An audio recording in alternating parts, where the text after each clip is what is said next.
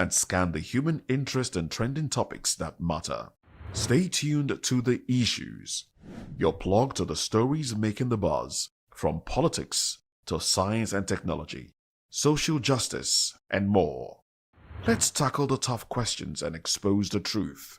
The Issues on Voice of the People Television, Mondays to Fridays, 8 to 9 p.m. The Issues. Don't just react. Understand. Hello, Nigeria. It's another exciting episode of The Issues on Voice of the People Television. I will bring you the most important and pressing issues shaping our nation today. I'm your host, Nenna Ndomdioto, and of course, I would say a happy new month to you. Today on The Issues, examining the complexities of Nigeria's politics and governance, from teachers beginning strike over Oyo abduction as protesters demand urgent attention, to Obi Clinton NDC ticket promising to fix power supply. Also, Babachi Lawal dumps ADC, alleging the primary was rigged. Finally, Labour Party faction announces Chibuzo Okereke as presidential candidate. Join us as we break down the facts and provide context to help you stay informed. We'll take a short break, and when we return, we'll bring you details of this. So stay with us.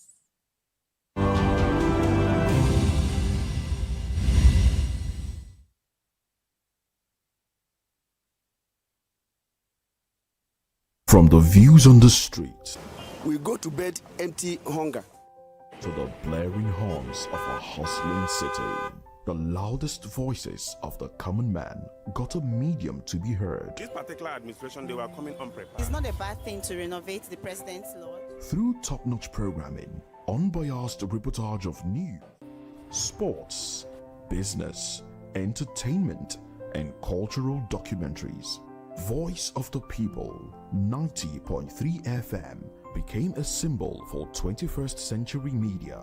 And now, a new baby is born. Voice of the People Television, VOP TV, youthful, full of vigor and penchant for excellence in the continent's media space, exposing the wrongs, applauding the rights, dissecting the news without fear or favor, through factual and accurate stories and contents. Corruption kills three things that makes a society. Representing the interests of the people and giving them a voice. Voice of the People TV is here to stay towards building a fair society. VOP TV, Voice of the People Television, truly a voice for the people. We encourage you to click on the like button and subscribe to our YouTube channel.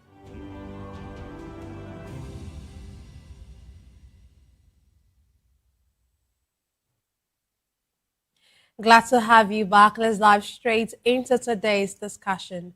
The Nigeria Union of Teachers, NUT, has directed all public, primary and secondary school teachers in Oyo State to withdraw their services from schools beginning from Monday, today, June 1. The union said a strike is in protest against the continued captivity of abducted teachers and pupils whose rescue and safe release remains uncertain. This also comes as civil society groups also protest the abduction, demanding urgent action from the government. Meanwhile, President Bola Tinubu has promised that all efforts were made to rescue the teachers and pupils abducted in Oyo State. The president disclosed the security agencies have been directed to deploy every lawful means available, including both kinetic and non-kinetic approaches, to ensure the safe return of the victims. Today, I'm delighted to be joined by two distinguished guests. Here in the studio, we have Dr. Peter Anosike. Anosike is a philosopher, a development economist, and best-selling author. He's also an erudite commentator on economy, finance, politics, and power. He's also the author of the most talked about book titled Abuse of Power, How Democracy Turned into Tyranny of the Few. Also, we have, glad to have you join us. I'm very going to just go into the other part of Okay, thank you very much for being, and happy new month, sir. Same to you.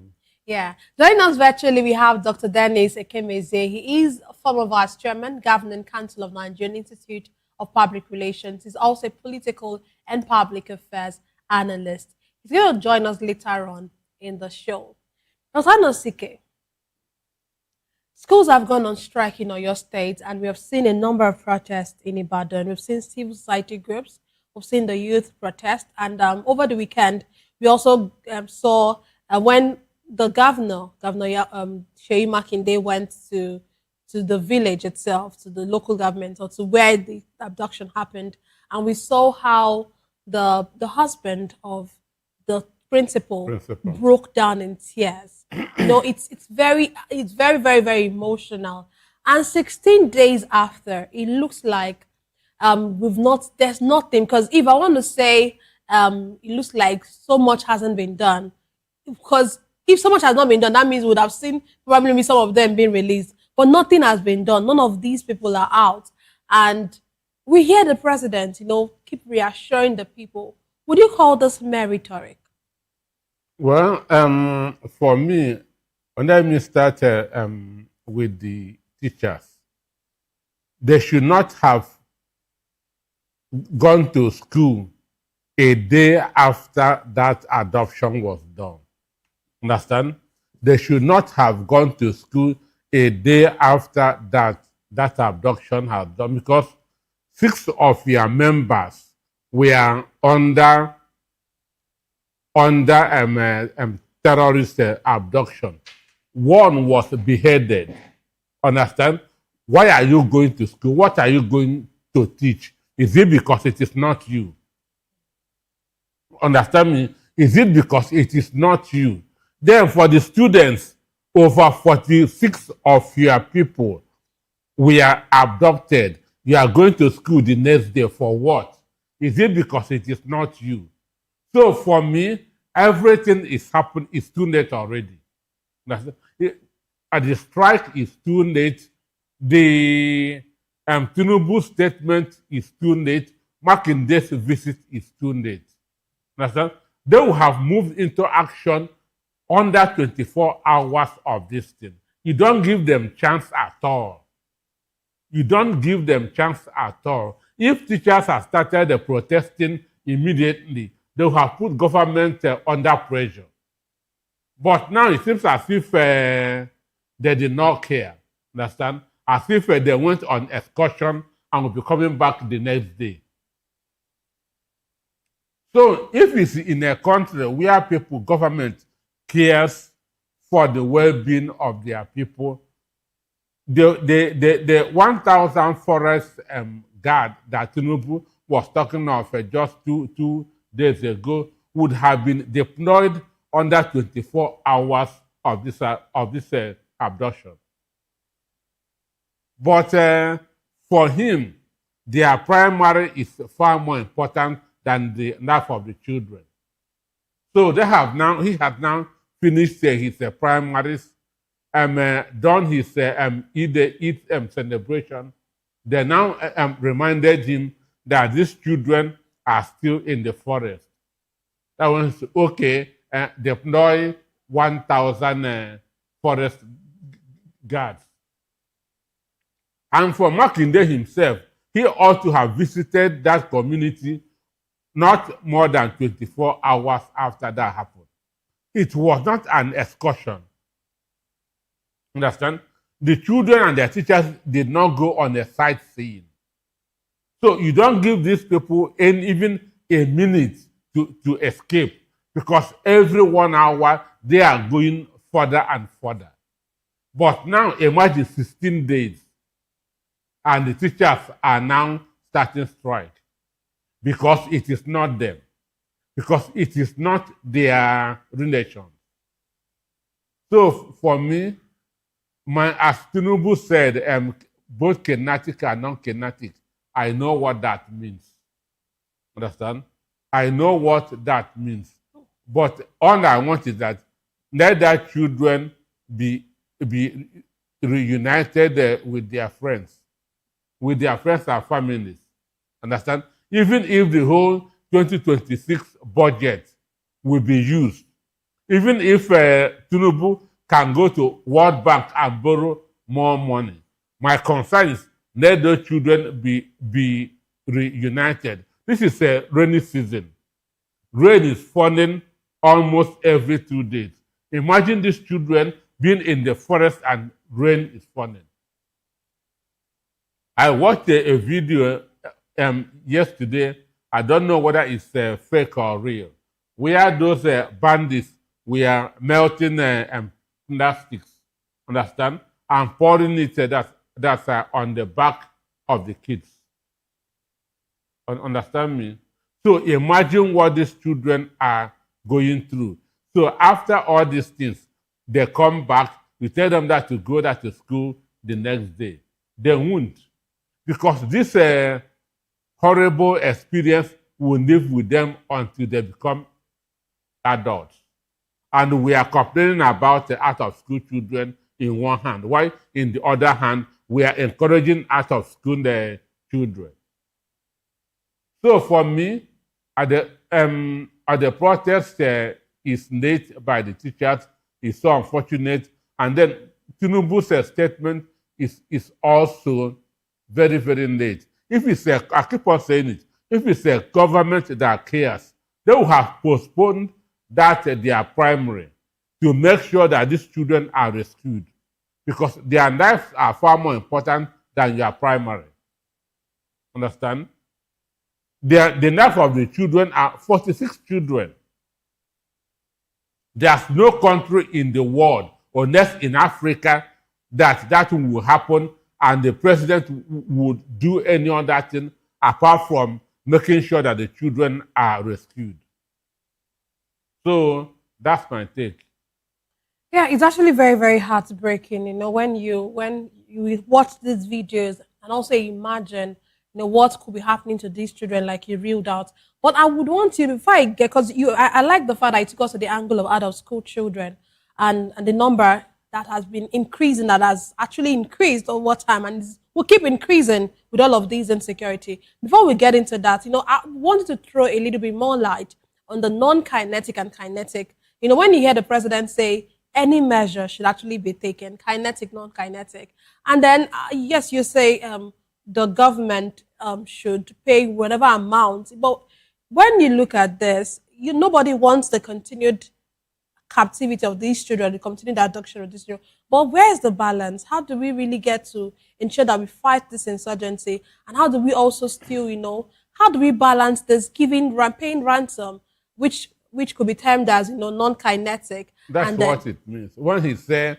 both kinetic and non, he has sent a message. He has sent a message, understand?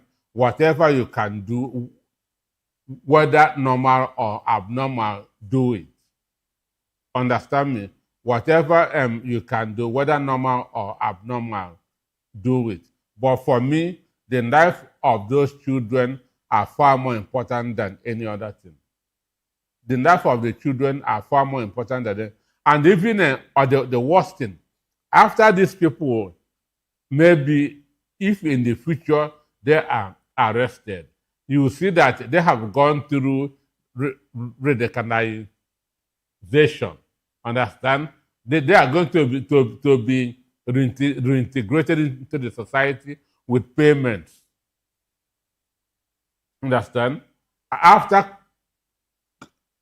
causing all these atrocities, tomorrow you hear that they have repented, they have gone through radicalization, they will now be reintegrated into the society.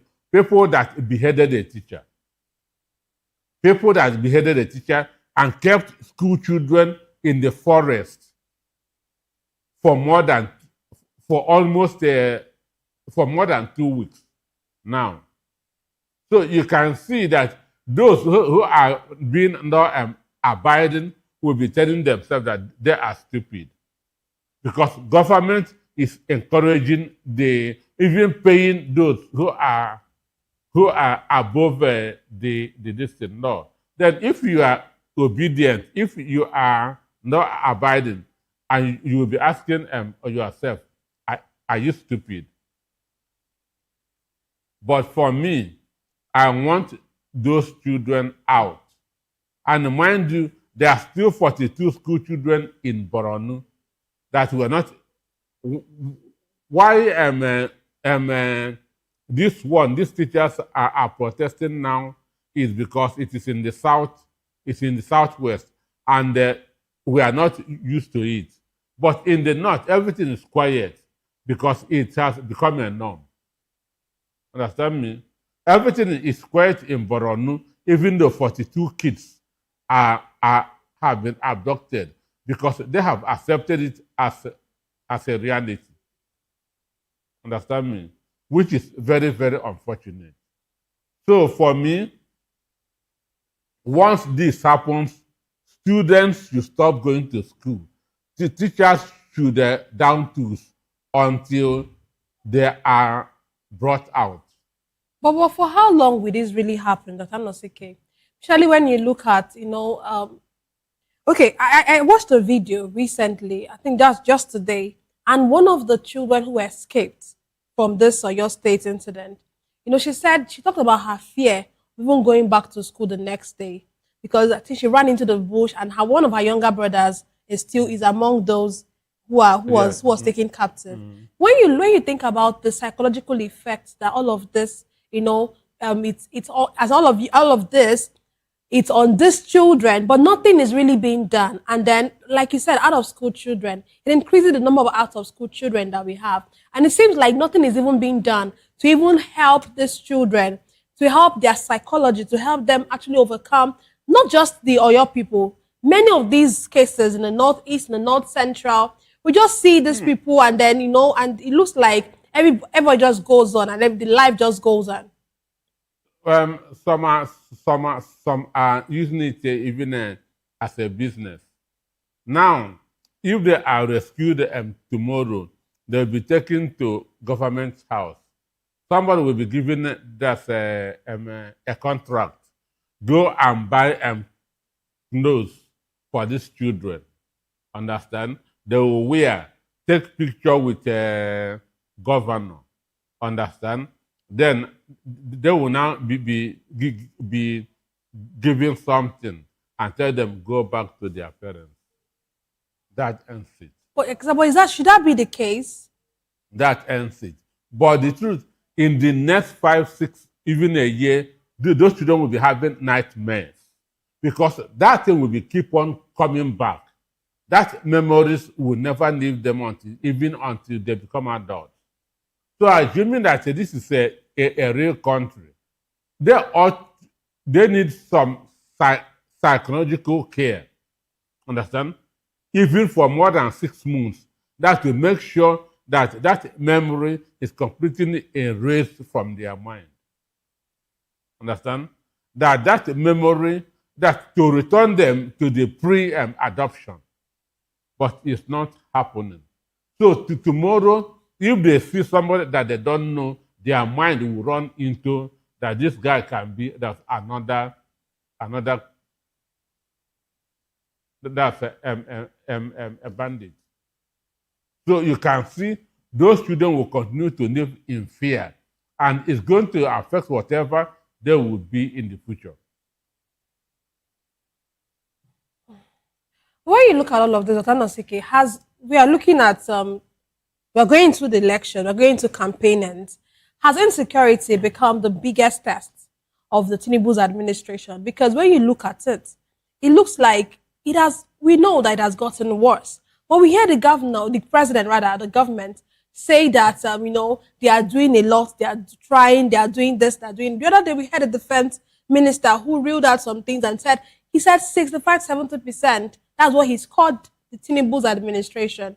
But when you look at what is happening in Nigeria, when you look at these abductions, will security now become the biggest test of this? The truth is that the world does not pay for effort.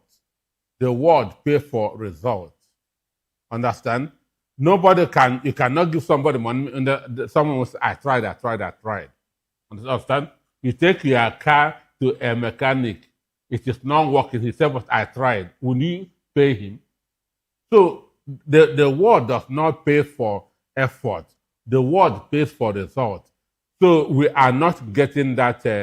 We are not getting that result from this government because it is happening on a daily basis, especially right now in the southwest, because it is no more news in the north. It has become a norm in the north, but in the southwest, where it is still news, where it is still strange, we something drastic needs to be done. Say, why security is should be the number one test is because the Constitution says that the primary purpose of any government, that of the president, is protection of lives and property of the people. This is what the Constitution said. And there's nothing in the world that is more than a life of a human being. Understand me? Economy can be bad today, tomorrow it becomes better. But once somebody is dead, he is dead. Understand me? So the Constitution puts security as a priority, as the most important purpose of any president. That's why even Tinubu in 2014 was saying that Jonathan should resign because he has failed in the area of insecurity. And today, he has done even worse. And I wonder what he is still doing in the office. Because in Jonathan's time, Southwest was as peaceful as anywhere in the world. But now it has spread from the northeast to the northwest, that's to north central, and now to the southwest. Understand? So and I don't think anybody will want to continue in this. And imagine how the parents of these children will be sleeping at night, knowing that their children are in the hands of terrorists. Understand? Most of them must have developed hypertension and other forms of illness. So it is very, very unfortunate. Well, you said you don't think anyone will continue with this, but when you look at, the APC government or the APC-led government, they're saying that Nigerians are good. They are very sure that Nigerians will vote them again come 2027. They are hallucinating. They are hallucinating.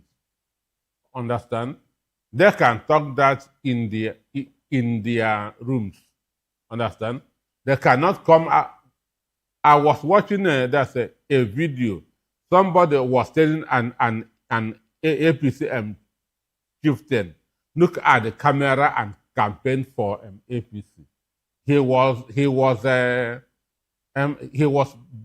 dumb. Understand? And I also that's a watch that's Anagono said that's interview with Daniel Boanda. When he told him that Tinubu said if he did not get a stable power supply in 4 years, nobody should vote for him. What has he that to say about that? He couldn't say anything. So Nigeria of 2027 is not going to be Nigeria of 2023. Understand? Everybody is awake. Everybody is awake. But those who are suffering from Stockholm syndrome, that's their business. Everybody's awake. Well, let's move on now to political stories. Former Labour Party presidential candidate Peter Obi has accepted the presidential ticket of the Nigeria Democratic Congress ahead of the 2027 elections. In his acceptance speech, Peter Obi said his administration will increase the country's power generation capacity to 10,000 megawatts if elected president. Obi says his administration would prioritize ending insecurity and fixing Nigeria's electricity challenges within 4 years. Meanwhile, the Minister of the Federal Capital Territory, Nyesom Wike, has taken a swat at former Labour Party presidential candidate, saying that leadership requires the capacity to confront challenges rather than running away from them. Questioning Obi's approach to governance, the FCT minister said a former Anambra State governor prefers situations where problems have already been solved rather than taking on difficult challenges. Okay, let's start with the later part of this, what I read. Do you really think, what Awike is saying that that Peter Obi prefers, where everything has been laid out for him and all of that. That's the kind of politics he plays. What do you think? One, P2B is a direct opposite of Nyesom Wike. Understand? P2B is a direct opposite of Nyesom Wike. You don't constitute a nuisance. Understand? For people that to know that you are there. Socrates said, a man who sees a danger he could avoid, but goes on to confront it is a fool. Understand? A man who sees a danger he could avoid, but goes ahead to confront it is a fool. One, P2B is a different kind of a person. He saw what is going to happen in ADC. Understand? There's no way that's him waiting for all this Amechi and Hayatuddin, all this lamentation would have put him inside the same this in shoes with them. He see what they don't see. In Labour Party, APC was sponsoring Abure, Arabambi, Apapa, and others. Understand? And as long as P2B is there, they will keep on constituting nuisance because that's what they are doing. They'll keep on. So the easiest thing to do is take a walk. Understand? Take a walk. When he went to Labour Party, to ADC, he saw that everything was built around Atiku Abubakar. Understand? There's no way he can get a fairness in this party. He left them. Understand? Because now, Rotimi Amechi bought a form of 90 million naira. Hayatuddin bought a form of 90 million naira. What is it? Before even the Congress was over, Hayatuddin withdraw in protest. Rotimi Amechi said he will not accept the result. So that's where they want to put P2B. MKO Abiola said, you don't stand before a moving train to show that you are brave. Understand? That's what MK Abiola said. You don't stand before a moving train to show that you are brave. So the best thing, when all these things come, you take a walk. When all these things come, you take a walk. And that's where P2B is wiser than one of them. Okay, Dr. Nosike, I have some questions I'm going to ask you, but before I get to that, I would, because I want to ask actually that if P2B knew from the onset, why did he even get to join the ADC? But I will come back to you for that response, because really we have thought that he knew Atiku was there, he knew all these people. Why did he even get into the ADC in the first place? But Dr. Nosike, just hold on with your thought. We have our virtual guest join us. Glad to have you join us, Dr. Dennis Ikemeze. Very much. Okay, let me ask you. Obi has clinched the NDC ticket. What do you make of that? And of course, we know that immediately he told us, or he told everyone, that he has a running mate, which of course is the OK movement that has been, going round, even before the ticket was clinched, even before the announcement, the formal announcement was made. Peter Obi and Kwankwaso. What do you make of this alliance? Well, thank you. It's not new in Nigerian history because if you're a student of political history, you will know that such alliances have been existing between NCNC, between MPP, and then in the north, under PRP, Abubakar Rimi. So it's an extension of old alliance between the old Eastern Nigeria and then Northern Nigeria. Of who know that most of the Igbo elite, be it political, were born and grew up in the north. It's a historical incident. And for them to extend such a hand of fellowship, of course, we normally say across the Niger. You will see that going back to history. Because we know that history does not repeat itself. However, historical incidents at times appear to be similar. So the clicking of the position of presidential candidate for NDC by Peter Obi has been a long planned activity. Of course, if you know him very well as a pragmatic philosopher and as an astute business scholar or intellectual and practitioner, you will know that he plans whatever he wants to do so that he will be able not to miss his target.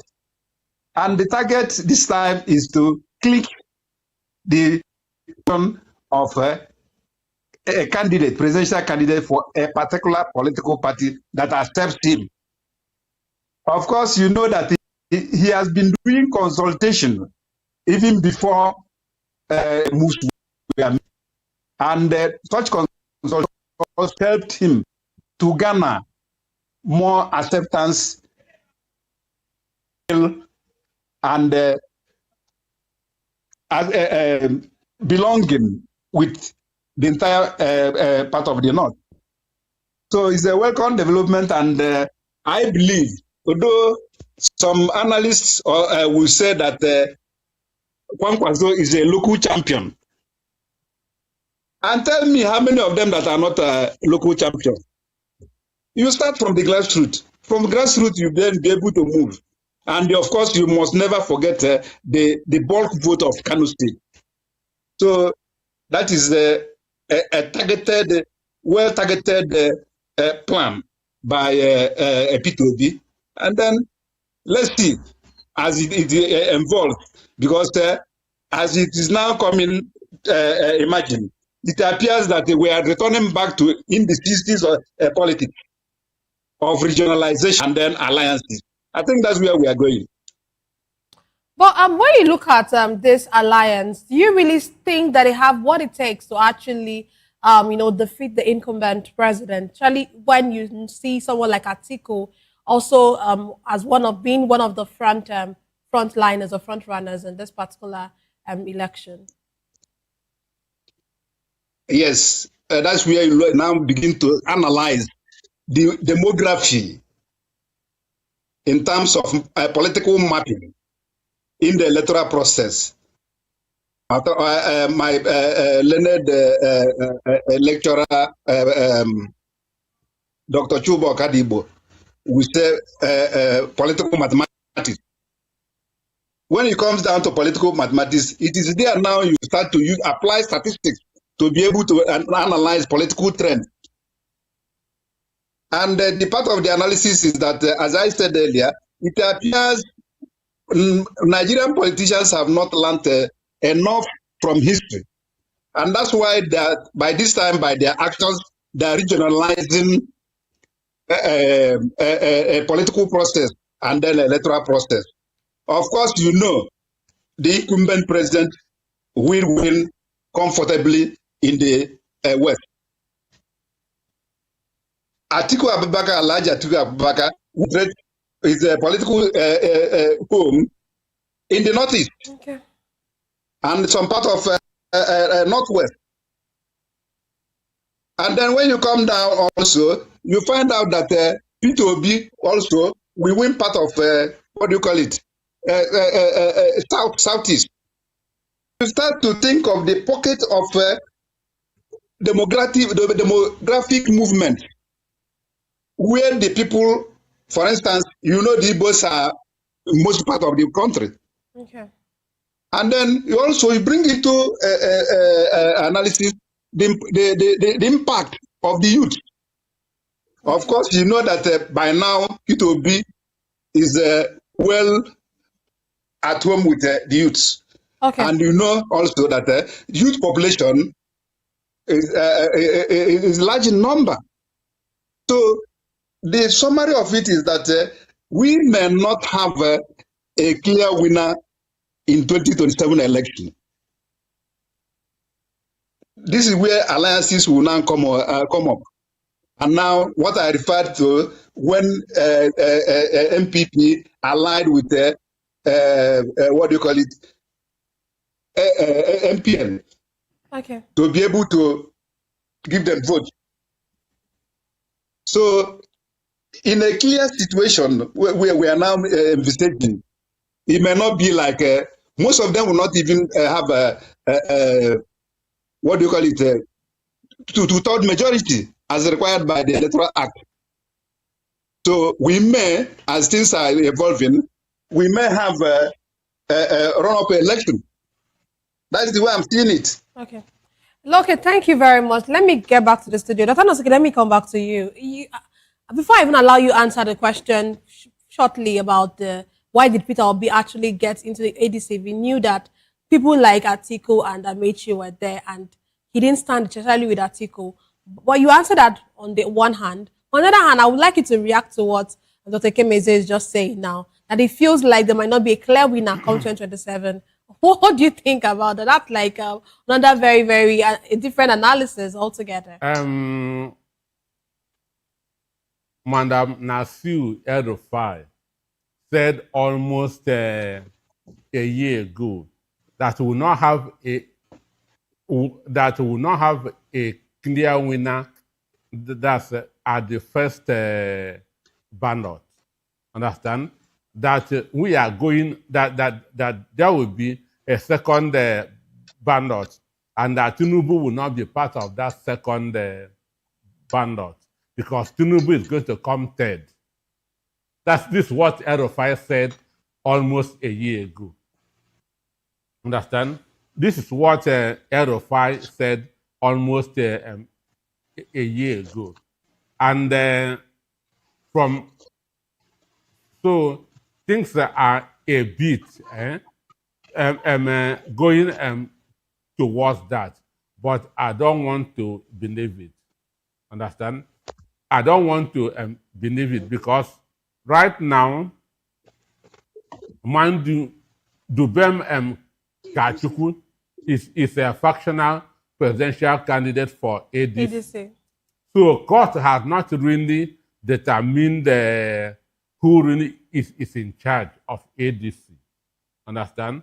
So which means Atiku being on the ballot is still shaky. Understand me? But the issue, even, I know that it will be for the good of Tinubu for Atiku to be on the ballot. Why do you say so? If Atiku is not on the ballot before 12 noon, the election is over. Because the North are politically conscious. They know what is happening. Understand? If Atiku is not on the ballot, all of them will follow Kwankwaso. Understand me? All of them will follow Rabiu Kwankwaso. So the only thing there is the vote that Atiku may get from his northeast.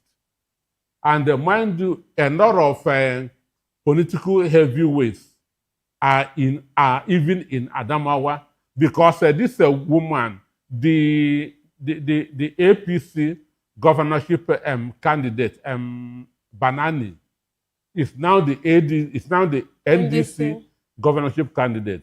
And this is a very popular woman. Then, the former secretary to the government of the federation, this Bachilawa. dumped ADC, and he's from the same Adamawa with Atiku, and he's heading to NDC. And But we're not very sure of that anyway. he can. Where is he cannot go to APC, he cannot go to PDP. So the next party, and in 2023, he supported P2B heavily. So, and the P2B is moving very, very fast in the north. P2B is moving very, very fast. He is being accepted on a daily basis in the north because of what? His humility. A very humble person. And Northerners are humble people. They like humble people. And that's why they prefer Buhari more than Atiku. Understand? Because Buhari on the surface is an embodiment of humility. He said on the surface. On the surface, understand? Okay, so it does that mean that there's something inside? He's a very mean guy. Oh, okay. Inside, he is a very mean guy. And this Kwankwa Sia now, Kwankwa Sia was inherited from Aminu Kanu's movement. And Aminu Kanu, and Haji Aminu Kanu, when he was running as a president under PRP, there's no chair in his sitting room. Once you go there, everybody sits on the ground. Just like as a common person, with that, he won the heart of the common people in Kanu. When Aminu Kanu died, he had only 5 naira in his account. Understand? So Peter Obi's humility is enduring him to the people in the north. And with Kwankwaso, he's going to move mountain. And again, Nigeria is a youth country. 65% of our total population are youths under the age of 35. And Obi is running as a youth, as a candidate of the youth. Understand? Obi is running as a candidate of the youth. So there's no fear at all. Nigeria will be okay. There's no fear at all.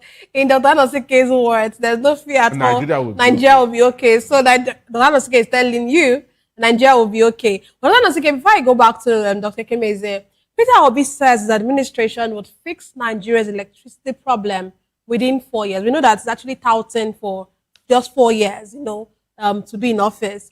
But is this actually realistic, given the decades of failed reforms we have in the power sector?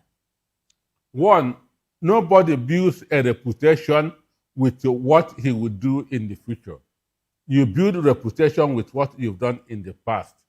2022, Peter Obi went to Egypt to study why they have a constant power supply. When Peter Obi went to Egypt, APC members were mocking him. Understand? Today, Nigeria is almost 2 times the population of Egypt. But Egypt has more than 40,000 megawatts. Nigeria is almost 3 times the population of South Africa. South Africa has more than 40,000 megawatts.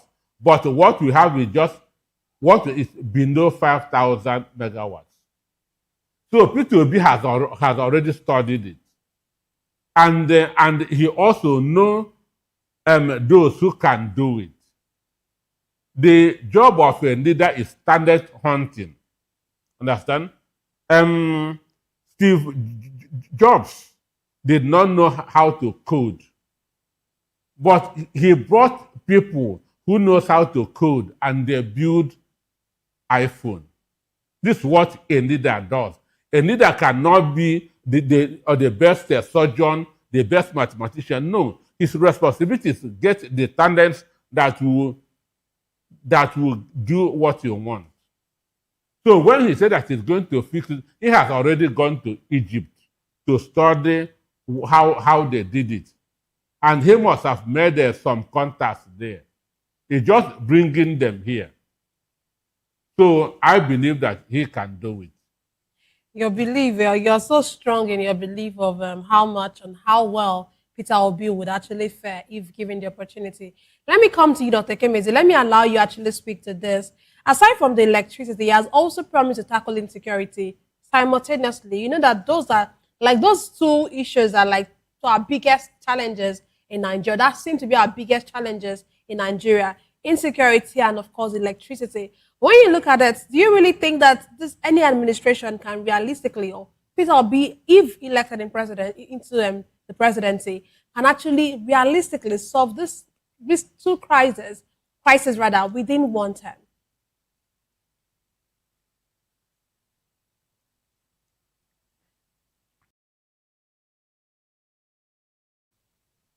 Are you still with us?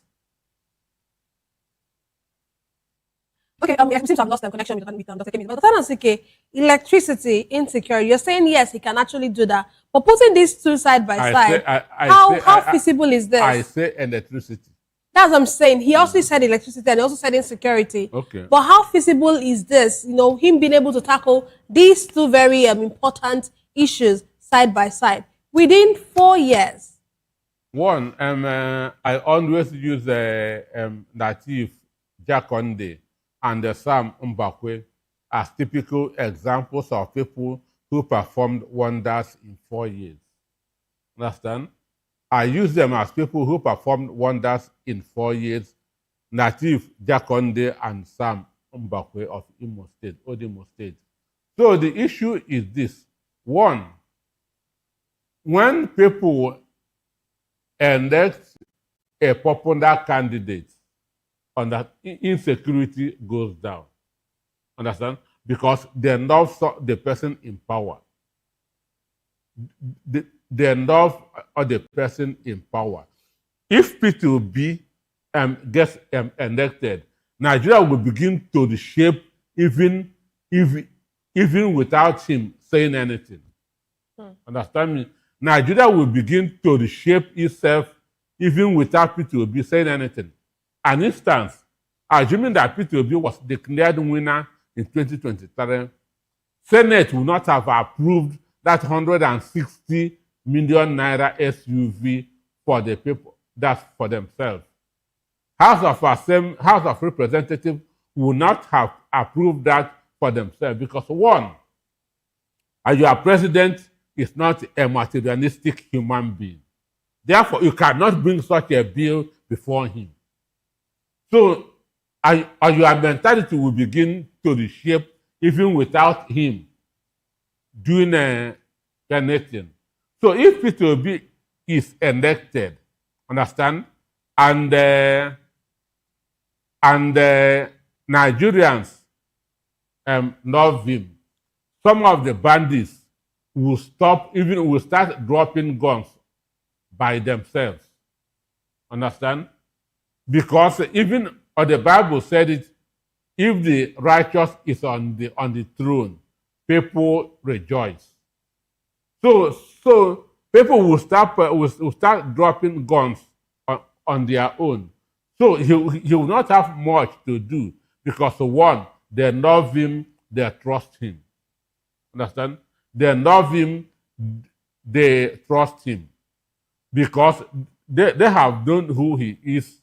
They have known that he is not there that to steal money or to acquire properties.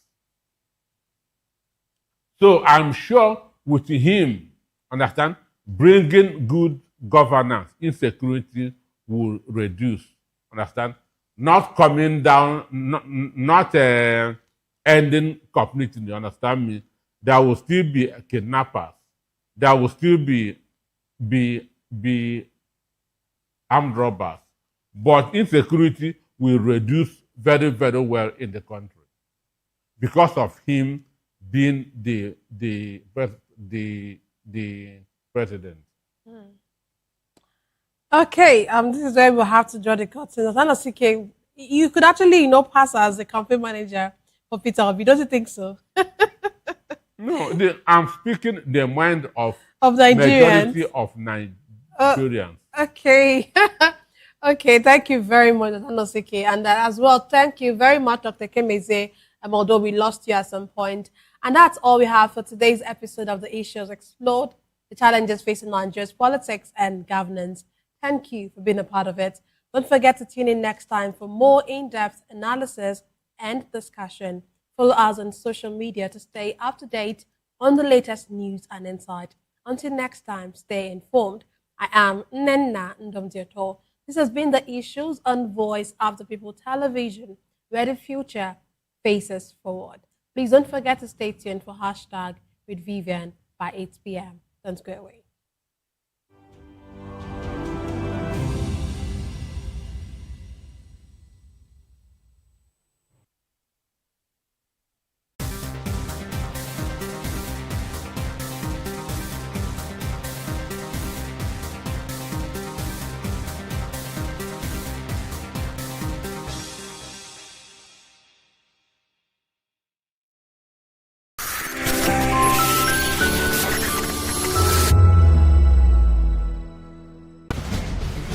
Join us as we drive into the world of politics through insightful interviews with prominent political figures, both serving and former governors, ministers, senators, legislators, party chieftains, activists, and analysts. Get first-hand information into the decision-making processes that affect our daily lives. Highly engaging one-hour program that brings political discourse into focus. I am Chukwuma Okoro. Political Lens, Monday through Friday, 6 to 7 p.m. Join us.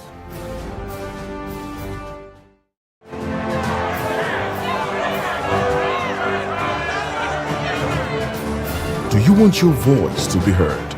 Do you know that you matter in the scheme of things? The People's Voice, the show where ordinary citizens take center stage as we discuss the biggest stories that affect you and I. With you in mind, we facilitate lively discussions, debates, and interviews on the topics that matter most to you and I. From social justice to economic empowerment, education to healthcare, governance, and more. Tackling tough topics and amplifying your voice. Join the conversation and make your voice count. The People's Voice. Make your voice count. In a world where power shifts with every headline. In a nation full of questions. In a world filled with noise, the truth needs a voice. The policies that shapes our world and the economy that determines our future. Every hour, every day, the grapevine keeps buzzing. And together, we are committed to telling the stories that shape our world because your voice is our focus.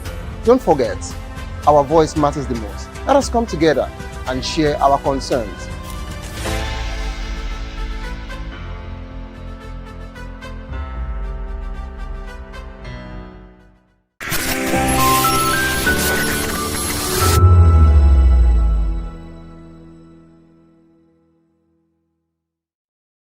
Nigerians, your voice matters, and in 2027 it starts with your permanent voter's card, your PVC. If you're 18 and above and you're a Nigerian citizen, you have the right to choose who leads your community, your state, and your country. But that right only counts if you have your PVC and your name is on the voter register. Here's what to do. First, check if you're registered. If you're not, or if you've moved, lost your card, or turned 18 since the last election, go to the nearest INEC office or an INEC registration center. Second, it's free. Don't pay anyone for any registration or collection. Third, collect your PVC early. Don't wait until the week before elections. INEC will announce dates. Listen to radio, TV, and follow INEC's official pages. Your PVC is more than plastic. It's your power to hold leaders accountable. It's how you decide on roads, schools, hospitals, and jobs for your community. When you vote, you decide the future of your children. Get registered. Get your PVC. Vote in 2027. For Nigeria to work, you must be a part of it. Your vote, your future, your responsibility. This message is brought to you by Iruka Group of Companies. Welcome to the locker room, the home of football talk that matters. I am Jerry Arpeon. Join us every weekday, Monday to Friday at 5 p.m. Nigerian time as we share the hot takes and hot debates in the exciting world of football. And joining me are the usual suspects, Ikechukwu and Mayowa, as we break down all the hot takes and everything that's happening in the football. Don't just watch football, live it with us. Catch us on the Locker Room and Voice of the People television at 5 p.m. Nigerian time. And like I always say, if not 20 minutes off, with the sport. And it's Hakim Ziyech who puts the VOP TV. Now you have more than a voice.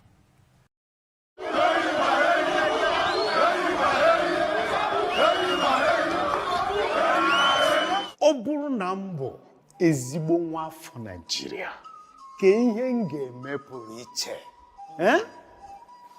Nwanne m nwoke, Adanne, m ga-akwụ chi n'eziokwu, kwanyere ndị ọzọ ugwu ma lekọta obodo anyị anya. Gbam!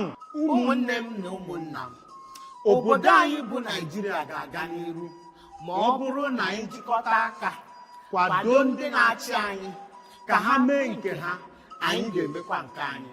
N'ezie, ọganihu ga-adị ma ọ bụrụ na anyị na ndị na-achị anyị jikọta aka rụọ ọrụ. Asaa bụ ihe ndị na-achị anyị kwekọtara ha ga-eme ka obodo wee dị mma.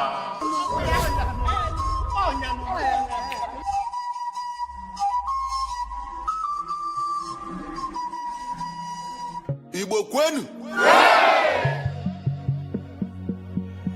Igbo kwenu! Igbo kwezuenu o! Ọ bụrụ na m bụ ezigbo onye Naịjirịa, aga m eme na-edosa ụzọ anyị ụcha oge niile, na-akwụtụsi n'ụzọ eziokwu, na-emere ndị agbata obi anyị ebere. Ndị ọchịchị ga-arụ ụzọ ọma na-abịa, nwa ụlọ ọgwụ ọma na Anambra, mee Enugu ka ọ dị nchebe ehihie n'abalị. Nkwekọrịta gọọmenti na nzaghachi ndị obodo, ụmụnne m na ụmụnna m bilie ka anyị bulie Naịjirịa elu. Nkwekọrịta ndị ọchịchị anyị ga-aza, ọnụ obodo anyị ga-eme ya. Ọ bụ nkwekọrịta anyị na anyị ga-eme ka Naịjirịa gaa nke ọma.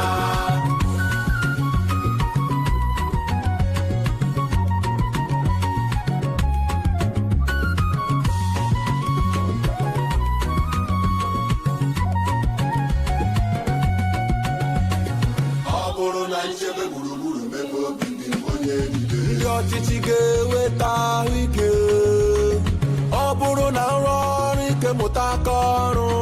Ndị ọchịchị ga-emepe ụzọ ọrụ n'Ebonyi Imo, ọ bụrụ na nkwanye ugwu nye agbụrụ niile n'otu ndọrọ ndọrọ ọchịchị. Ndị ọchịchị ga-ekpe ikpe ziri ezi nye onye ọbụla. Nkwekọrịta gọọmenti na nzaghachi ndị obodo, ụmụnne m na ụmụnna m bilie ka anyị bulie Naịjirịa elu. Nkwekọrịta dị ọchịchị anyị ga-aza, ọnụ obodo anyị ga-eme ya. Ọ bụ nkwekọrịta anyị na anyị ga-eme ka Naịjirịa gaa nke ọma.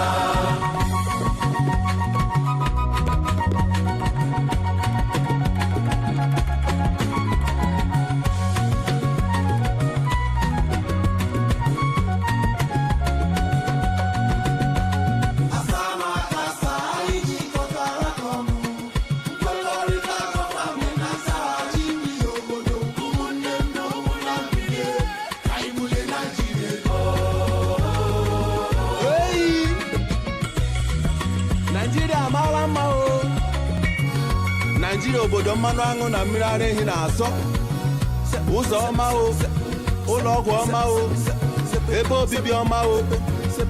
Igbo ndị ọma pụtanụ ka anyị ọlịba onye agbakwara nke nwanne ya gbara. Let's go!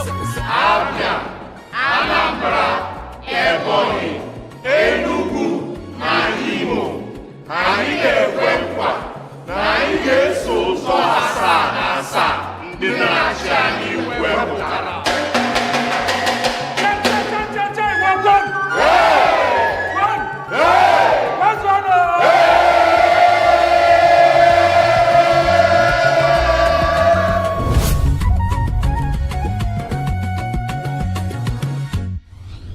Powered by National Orientation Agency.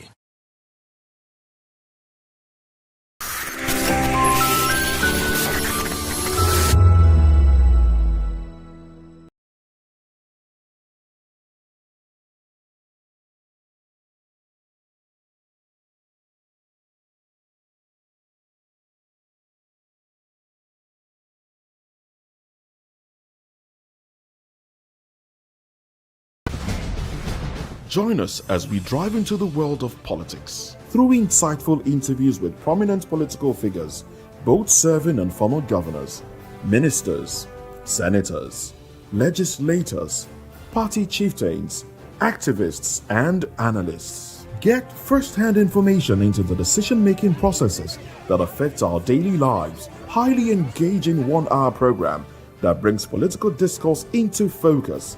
I am Chukwuma Okoro. Political Lens, Monday through Friday, 6 to 7 p.m. Join us. The red carpets, awards, the razzmatazz, music, fashion, interviews, and more. Spotlight on Voice of the People Television. Let's feed you with all the juicy stories in the global entertainment space, bringing you the glitz and glamour as it is hot.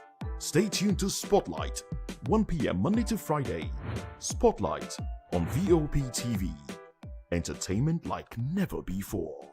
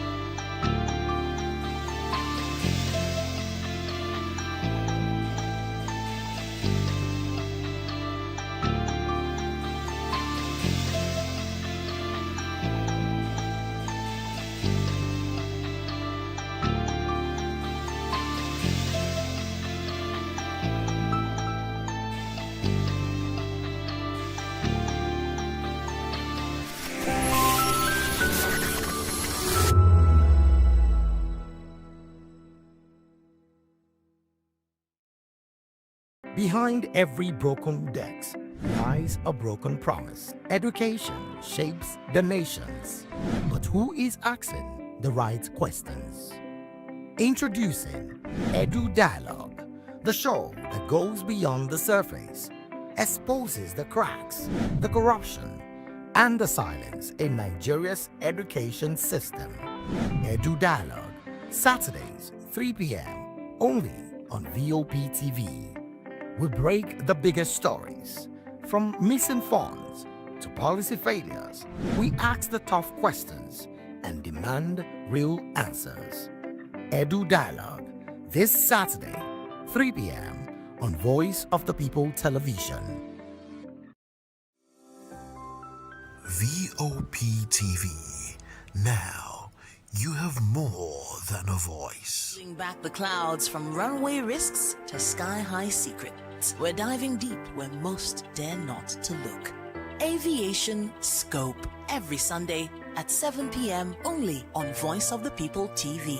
We don't just report, we reveal. We don't just ask, we uncover. Because when it comes to the skies, ignorance is turbulence. Aviation Scope, the sky isn't the limit, it's just the beginning. This is Health Check, your weekly guide to better living, smarter choices, and trusted answers. From everyday wellness to urgent health issues, we've got you covered. Health Check, only on Voice of the People television, where your health has a voice.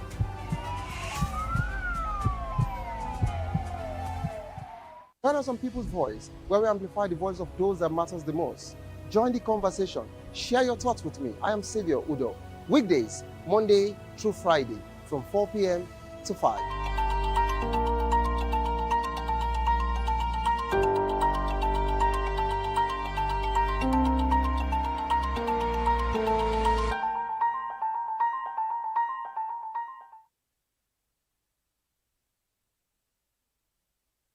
Welcome. The show is hashtag on VOP TV. My name is Vivian Oguchi, and it's such a pleasure to have you hang out with us. This is where we get to tell you all things trending and all things topical. Now, if this is your first time, accept a very, very warm welcome from us. Us, because it's a whole team working together to ensure that it is a flawless production. That said, we hit the ground running with the very first hashtag, which is hashtag Aisha Yesufu. So not too long ago, the FCT minister, as he does it, held a press conference, or would you say a media chat, and he mocked human rights activist and politician Aisha Yesufu for not being able to win a primaries in her party. That's how he said it. He said, common primaries she couldn't win. And Aisha immediately said, what? Did someone say my name? She immediately fired her own salvo. And I'm just going to go straight to X now. Did I tell you, though? We tell you topical stories on social media, especially X. So I'm going to take you straight to X now. This is the post that Aisha Yesufu put up today. Take a look at the timing.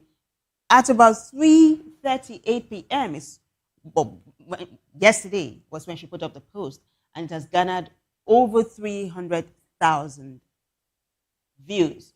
So she said that she's going to make it clear to the FCT minister that if he knows what he's doing, he should just say her name. Now, you can just read for yourself now. This is big deal. And she goes on to also mock him that what Tambuwal did to him in 2022 will be child's play if he doesn't cease from mentioning her name. And then she goes on to say, you have been doing politics for donkey years, yet you were outplayed so foolishly. She also talked about him begging to be Atiku Abubakar's running mate, but was denied, and how he had lost over and over again, and how he had been rejected countless times. So her post set up a debate on X. Massive debate, I can tell you, for and against. So Tony Ebo says, but that would be Bola Ahmed Tinubu is your candidate and your choice. And Tony Ebo is talking to Wiki, by the way. Says BAT is your candidate and your choice, but certainly not the choice of hundreds of millions or millions of credible Nigerian voters. And he goes on to say, sorry. Aisha Yesufu has a right, like any other Nigerian, to contest into any electoral position in Nigeria. So whether she wins or loses is not you or anyone's cup of tea. She is an activist that has shown great courage and integrity in doing that. And she has shown tremendous concern to the people of Nigeria. And so I think she deserves a great credit for that. It was just a primary election that was conducted, and the process didn't go as it was supposed to go. Otherwise, Aisha most likely would have emerged the winner. I hope you guys are getting good data money. Good luck on that. In case you're wondering what the good data money is all about, it is said that some people have been paid some amount of money to go online and launder the image of certain people. And that's what Tony is alluding to. Now, Obi Wright says this is actually one of the reasons I wanted Aisha to go to the Senate. The debate is raging on X, I can tell you. Tonero says he forgets that in this life, it's either you have power or power leaves you. Either way, history will put him on his proper side. But that's not over. I mean, that's not all. This is Sarki Oba who says, Aisha Yusufu has gone back to her default fiery settings. Wike started the exchange by calling her out, so her strong reaction is understandable. Let's see how this plays out. And then we have this one from Olatunji Olalekon, who says, honestly, I may not like your style of activism, but at least you have experienced the water of politics in Nigeria. Olatunji is talking to Aisha now, and he goes on to say, I hope you have realized that the activism is not the same as politics. But majority of the so-called activists have assumed that being an activist, they can leverage and join politics.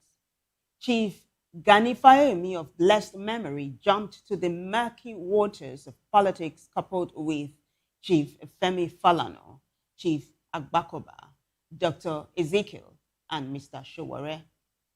And according to Olatunji, all of them failed.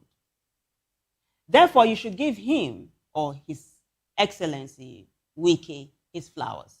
President Bola Ahmed Tinubu, GCFR, Commander-in-Chief of the Armed Forces, Federal Republic of Nigeria, should be given his gold medal too.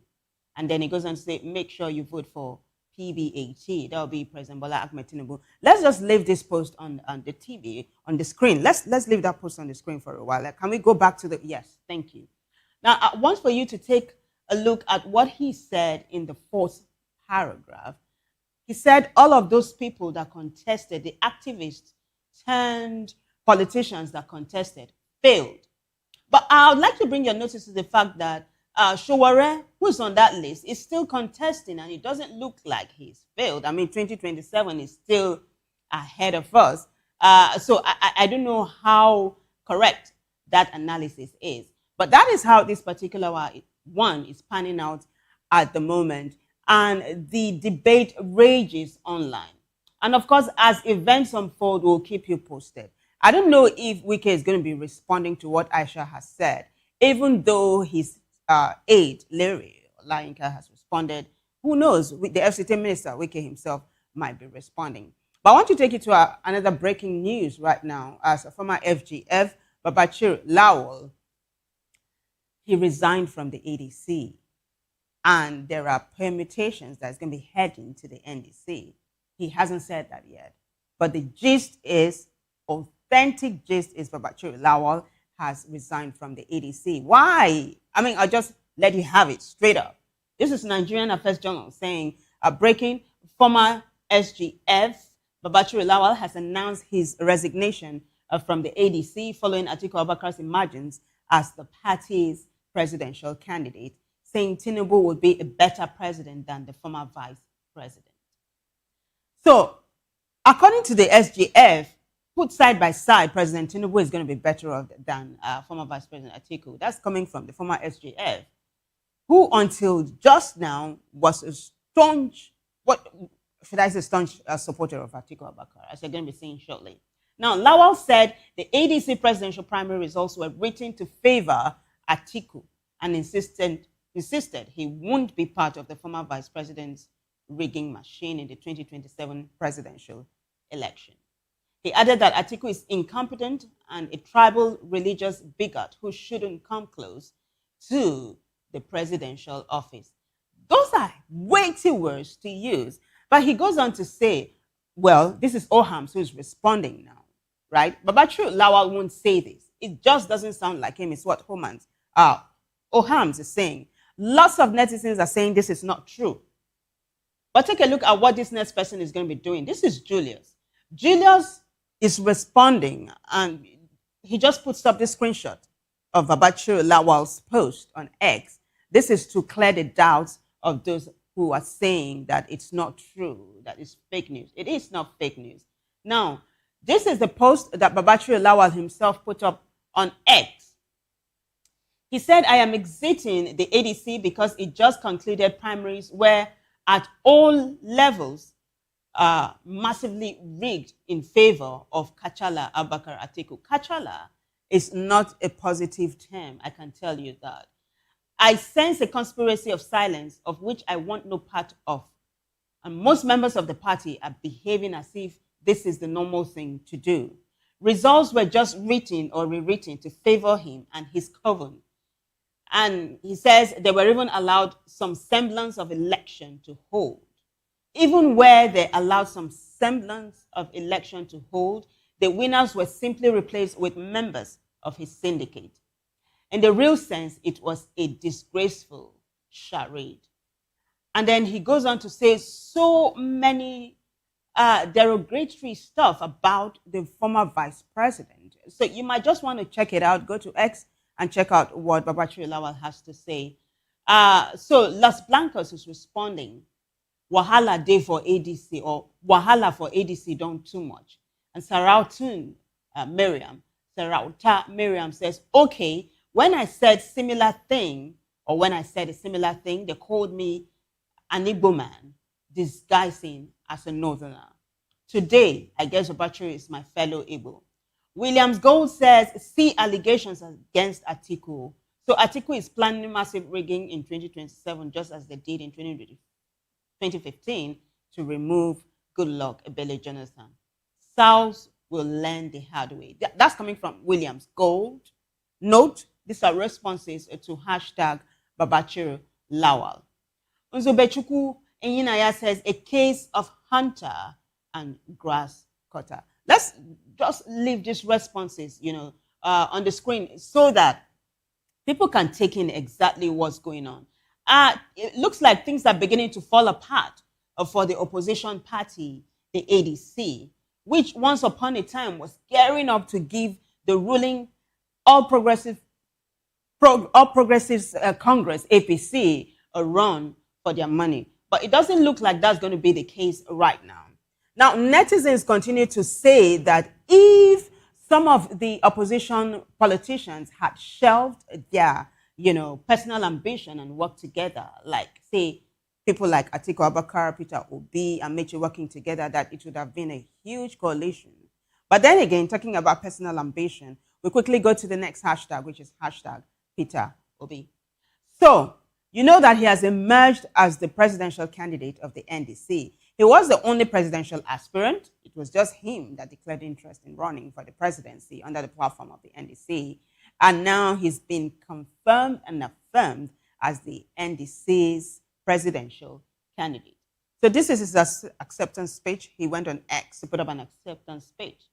Acceptance speech by Mr. Peter Obi following his nomination as the presidential candidate of Nigerian Democratic Congress, NDC, May 30, 2026. And then he goes on to say, esteemed Nigerians, or esteemed citizens of Nigeria, it is with deep humility that I accept the role of presidential candidate for our party.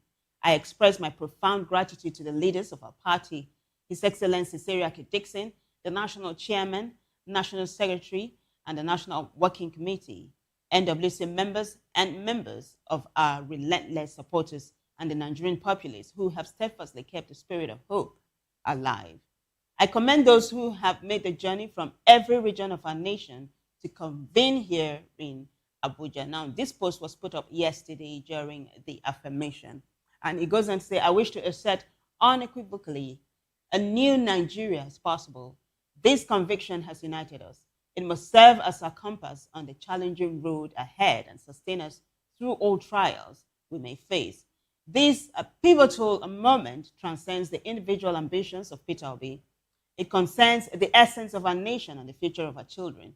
It is about rekindling hope for millions who have faced adversity yet remain committed to Nigeria. And so it is congratulations galore on X. His supporters, diehard fans are coming on board to say congratulations, Peter Obi. This was coming anyway. Abu Emir says, same way you wrote an acceptance speech today, so shall you write an inaugural speech next year, inshallah. Congratulations to you, the obedience and well wishes of Nigeria. A new Nigeria that will be okay is very possible. But that's not all. We have Oyewole who says, congratulations to our unstoppable and empathetic leader. We believe you will deliver on these promises within the time frame you have outlined, which is 4 years, because you are a go-getter, yeah? A go-getter and a value-driven leader. 2027 is the time for Nigerians to take their country back through the ballot and vote out all wasteful politicians and their cronies. Your well-articulated message shows that you are a leader with capacity, character, and confidence, fully prepared to lead our beloved nation to greatness and restore our glory as the true giant of Africa. We are very hopeful that you're going to make Nigeria great again through your outstanding leadership and unwavering commitment. To all Nigerians, both at home and abroad, the time has come for us to unite and spread the message of hope and restoration across the north, south, east, and west. Promote a candidate proudly for all to see, because a new sheriff is coming. Let's just leave this post on the screen for you to soak it in, because this is a microcosm of what's playing out online at the moment. So many well-wishers are flooding Peter Obi's page to wish him well in the forthcoming elections in 2027, and to say that it was a good call for him to have left the ADC when he did, and that him being a part of the NDC is apparently perfect. Now, we'll take a short break. When we come back, it is hashtag bring back our children. Stay with us.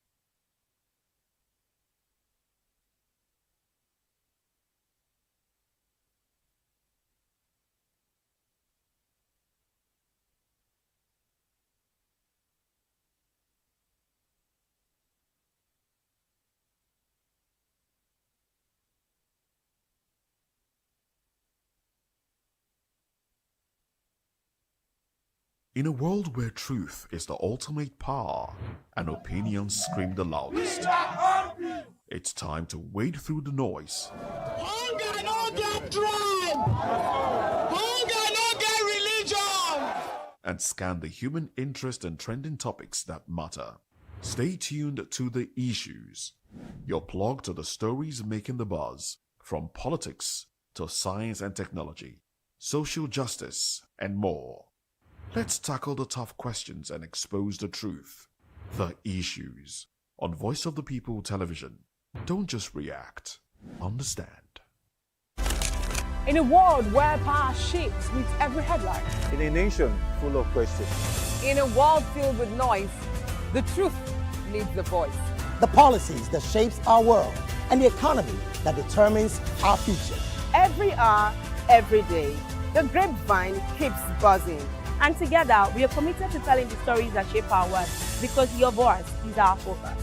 Don't forget, our voice matters the most. Let us come together and share our concerns.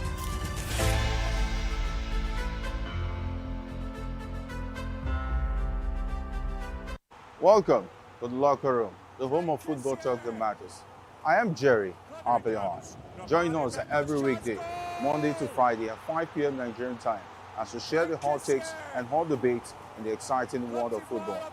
And joining me are the usual suspects, Ikechukwu and Mayowa, as we break down all the hot takes and everything that's happening in the football.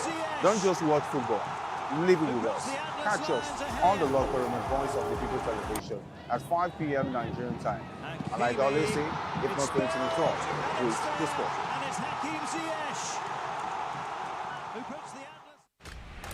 Yes, obviously everybody knows the game is beautiful, and that's why I love sports. My name is Kizzy K. You're welcome to my republic.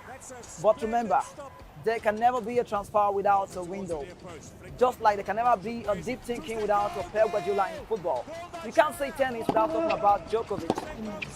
So why not give me attention on the show so I can run your race on the TV like Lewis Hamilton Formula 1 star. Don't forget, when God have mercy on you, you can achieve your goals like Cristiano Ronaldo. I am a proud Nigerian, and right here, we talk NFF.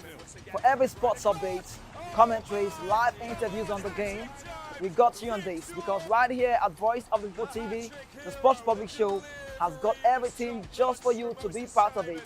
I love the beautiful game, and that's why KZK loves sports.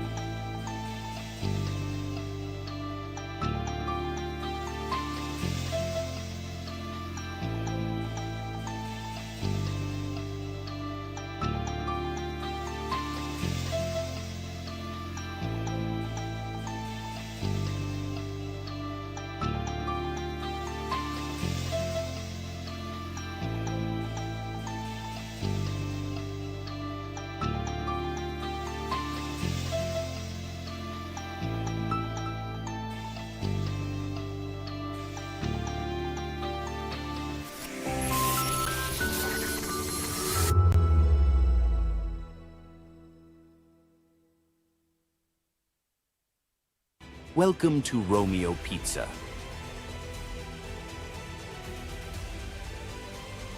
Sink your teeth into our freshly baked pizzas. Loaded with rich sauce, melted cheese, and irresistible toppings. Where every bite is a love story.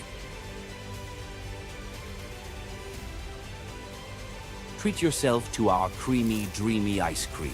Smooth, sweet, and made to brighten your day.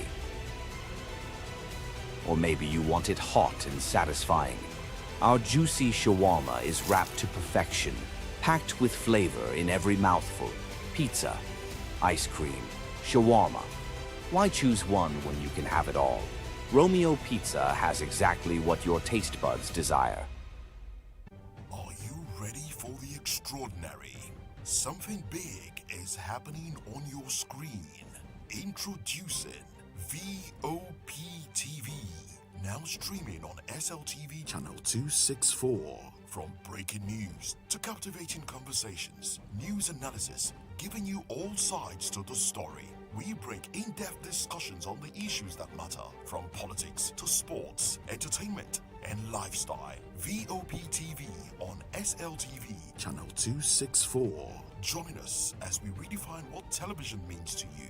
Voice of the People Television, VOP TV. Now you have more than a voice.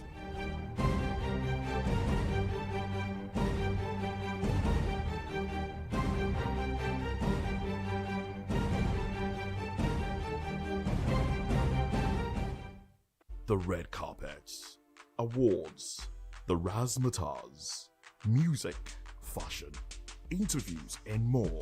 Spotlight on Voice of the People Television. Let's feed you with all the juicy stories in the global entertainment space, bringing you the glitz and glamour as it is hot. Stay tuned to Spotlight, 1 p.m. Monday to Friday. Spotlight on VOP TV.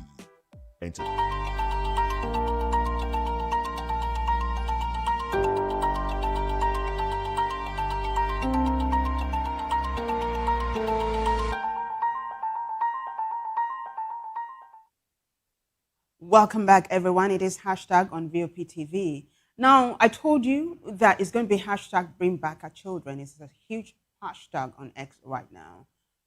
President Tinubu even went online to put up a post that has garnered lots of views, I'm telling you, and it's a huge debate online. But there are a number of videos I would like for you to take a look at before we really dissect what President Tinubu is saying about the high-profile delegation he sent to Oyo State. This is coming on the heels of the very tragic incident that occurred not too long ago where a number of pupils were kidnapped. Still, nobody knows where they are. And then, of course, a teacher tragically lost his life.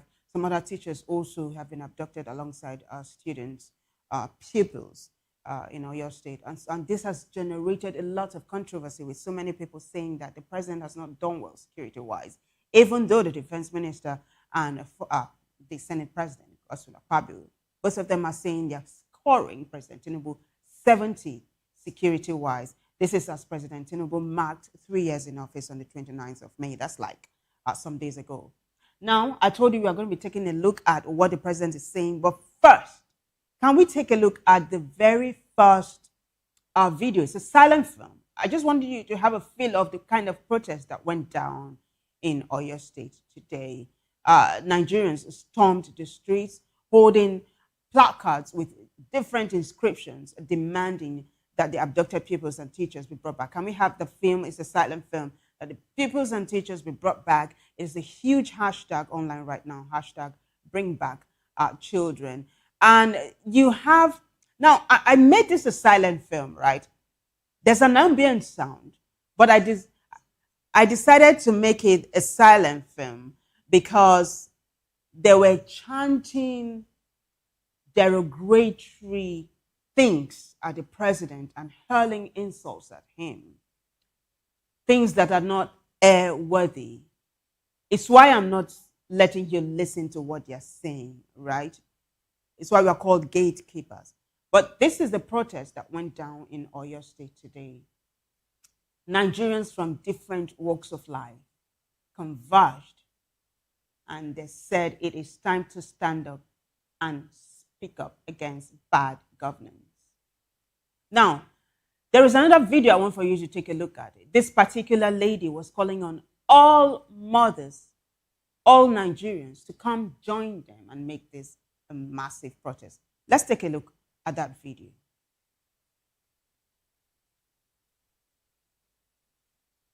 Let's stop this child brutality. We cannot more. Come and join us. Lend your voice. Let's stop this child brutality. We can no longer enjoy it anymore. Let's bring back those 42 kids and their teachers. Those children, they are innocent. Whoa, Mokoko.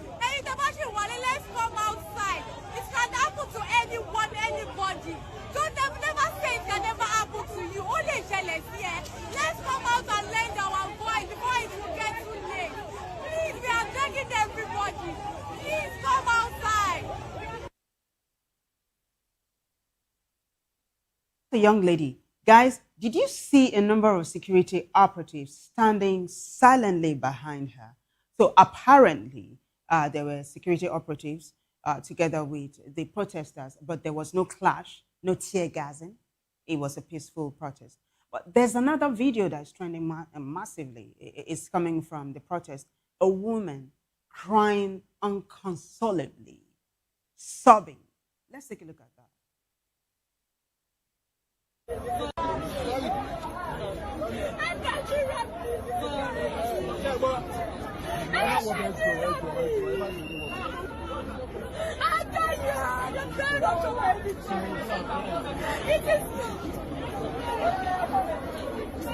my father,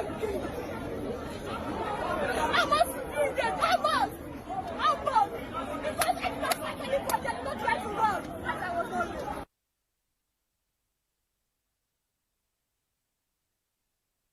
How do you even watch stuff like this and you don't tear up? It's so heart-wrenching. In fact, this is what President Tinubu is saying. At my direction, following the visit of a high-level federal government delegation that I sent to the communities in Orire local government area of Oyo State, I have approved the recruitment of 1,000 forest guards in collaboration with the Oyo State government.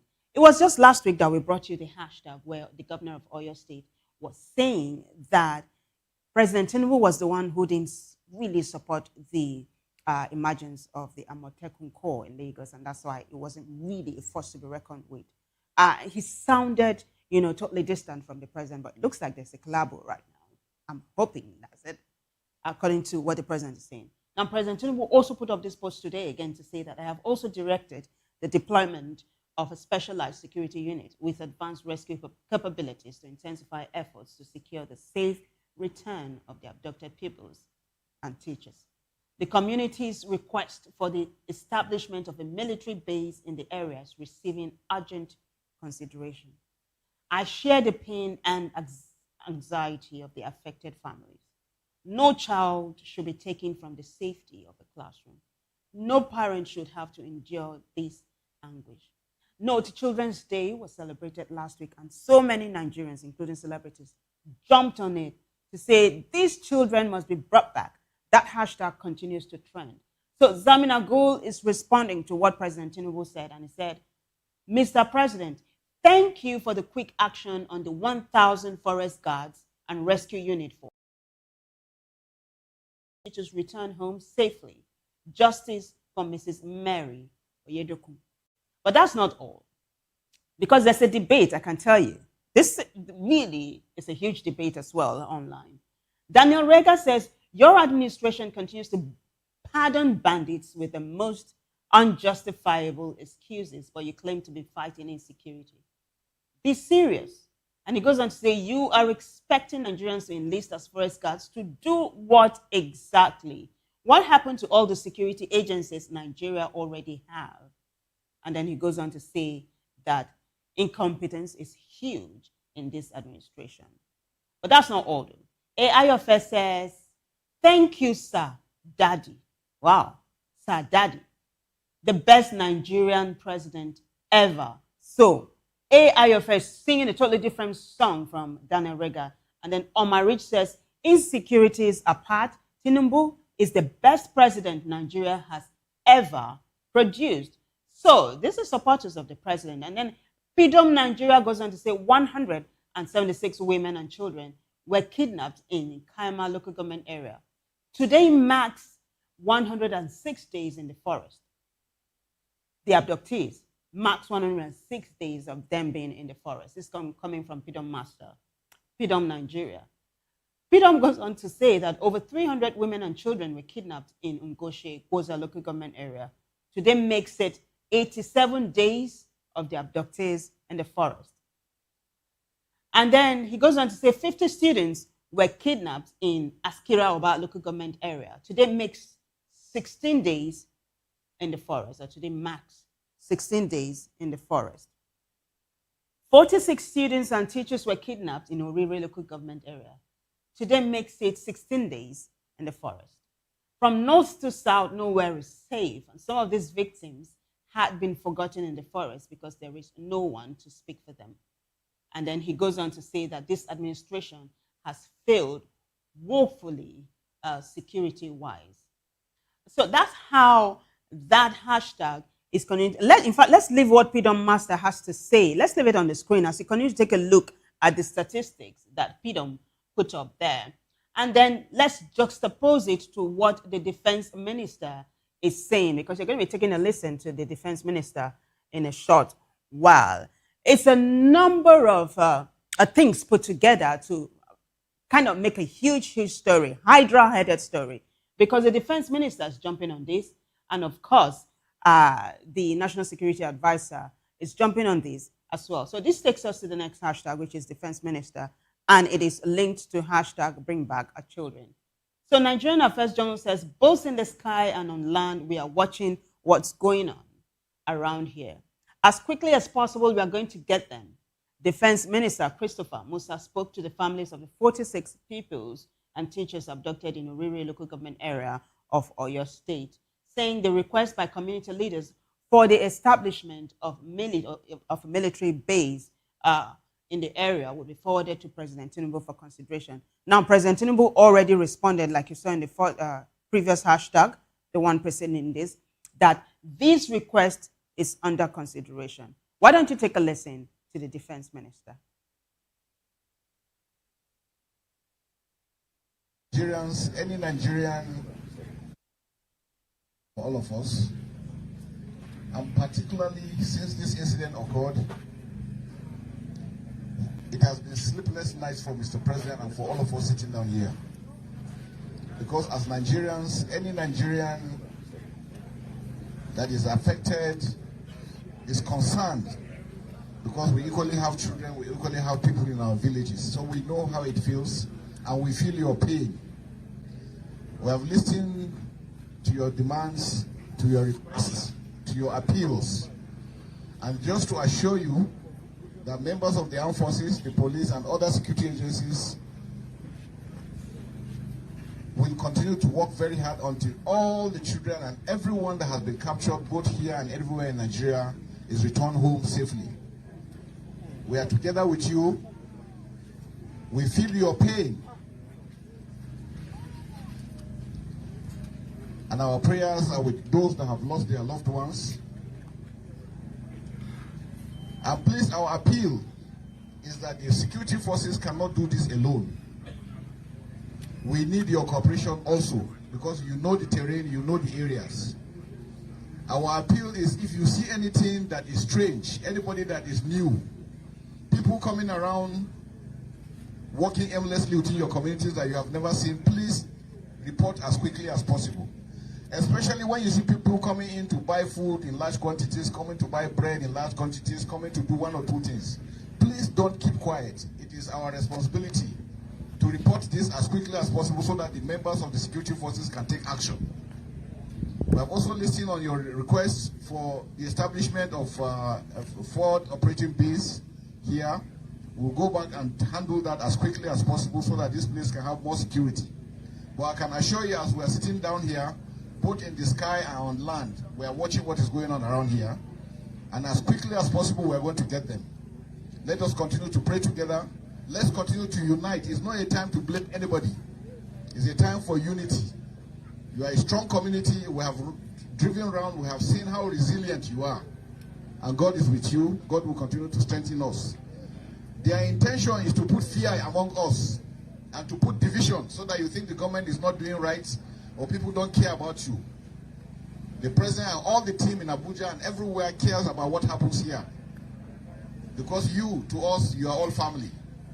So it is important. On the issue of the infrastructure that we have seen, I know the local government, the federal government will do something to assist you to make sure that this place is better than we have seen it.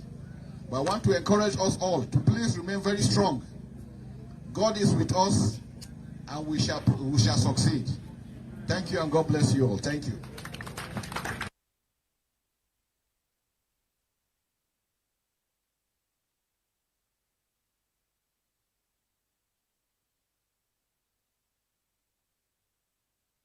It's nice for Mr. President and for all of us sitting down here. Because as Nigerians, any Nigerian that is affected is concerned, because we equally have children, we equally have people in our villages. So we know how it feels, and we feel your pain. We have listened to your demands, to your requests, to your appeals. And just to assure That is the defense minister talking there. Police and others. In fact, we have lots of responses to that one. But since this is like a 3-in-1, because you have hashtag bring back our children, hashtag defense minister, and then the next one, hashtag Nuhu Ribadu, I'll just merge them together so that we'll take the responses together, because it's all addressing the abduction that took place in Oyo State. Did you guys catch the chief of staff to the president, Femi Gbajabiamila, sitting down there, part of the high-level delegation? You also have the Oni of Ife. You also have the NSA, the National Security Advisor, Nuhu Ribadu. Nuhu Ribadu had some things to say. There's a video, right? Let's take a listen to what he had to say, and then we will show you what netizens are saying in response. Let's go.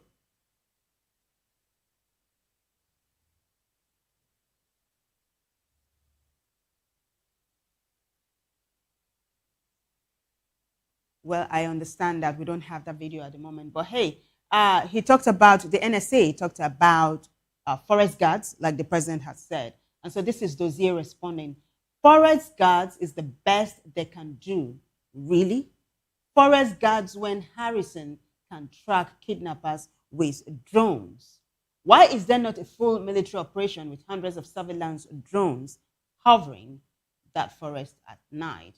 And then this is Ola who says it's not actually a bad idea. So that's a debate. Is employing forest guards the solution to this whole thing, for and against? Ola is countering what Dozier just said. It's not actually a bad idea. Forest guards are actually our best option at this point. Nice from the federal government, but it shouldn't be delayed. And of course, there are more responses. This is Nelson Ekpang, who says that the most important question Nigerians aren't asking. It is 16 days, and the 39 children and 7 teachers kidnapped in Oyo State are still in captivity in the forest, in the rain and under the sun. Mind you, 17 days today, because this post was made yesterday. Abel Jonathan says, I remember when this man was being interviewed and everyone had hopes for him. Now look at him. Ebwe Jonathan, by the way, is referring to the defense minister, Christopher Musa, who came on board amid rave reviews. Now, Niger Voice says there's something he said that caught my attention, though. And it's responding to Christopher Musa. I told you that this is a 3-in-1 thing. He says, see, one thing we hardly do in Nigeria is report suspicious activities around us. We can see strange movements in our neighborhood, unfamiliar faces hanging around, or even things that clearly don't look right. And most times, we just mind our business and move on. But in many other countries, people don't take chances with things like that. The moment they notice something suspicious, they report it to the authorities immediately. Nobody is saying we should become informants overnight, but security is everybody's responsibility. Sometimes the information that seems unimportant to you might be exactly what security agencies need to provide a crime or save lives. If you see something, say something. Chidozie says, today they are your prodigal sons, and tomorrow you're going to get them. Which should we believe? And it's referring to what was said by one of the security chiefs, that they were going to pardon some terrorists under the amnesty program because they are brothers as well. Big dreams, and that, of course, that raised a lot of dust and all. They had to walk back that statement somehow. Big Dream says, if something like this happens in the US, the only news that will be flying around is how successful the rescue mission was. But for my country, now press conference upon press conference. Stay safe out there. Make sure that they use your life, or make them no use your life. They do press conferences and photo ops. Public Pulse NG says the children have been away from home for too long. Nigerians will be praying for their safe return and expecting results from the rescue efforts. Let's actually leave that post on the screen for a while, because you see, like I said to you earlier on, it was Children's Day last week, and so many Nigerians were saying there is no way this day could be marked successfully with lots of children in captivity. And so it was really a Black Day, Black Children's Day for Nigerians. And that continues to be the mood. It continues to be the narrative. And so we are joining forces with Nigerians and hoping that at the end of the day, these children are released ASAP. That's as soon as possible.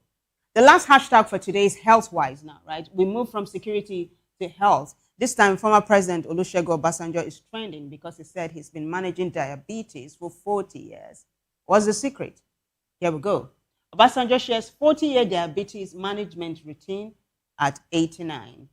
During a visit from young people at his presidential library in Abeokuta, Obasanjo outlined his dream approach: diet, rest, exercise, and regular medical screening. According to the former President Olusegun Obasanjo, that is the secret. Now, he goes on to say he plays squash on Mondays, Wednesdays, and Fridays, watches what he eats, and pushes for affordable checkups, having written to governments like Lagos State.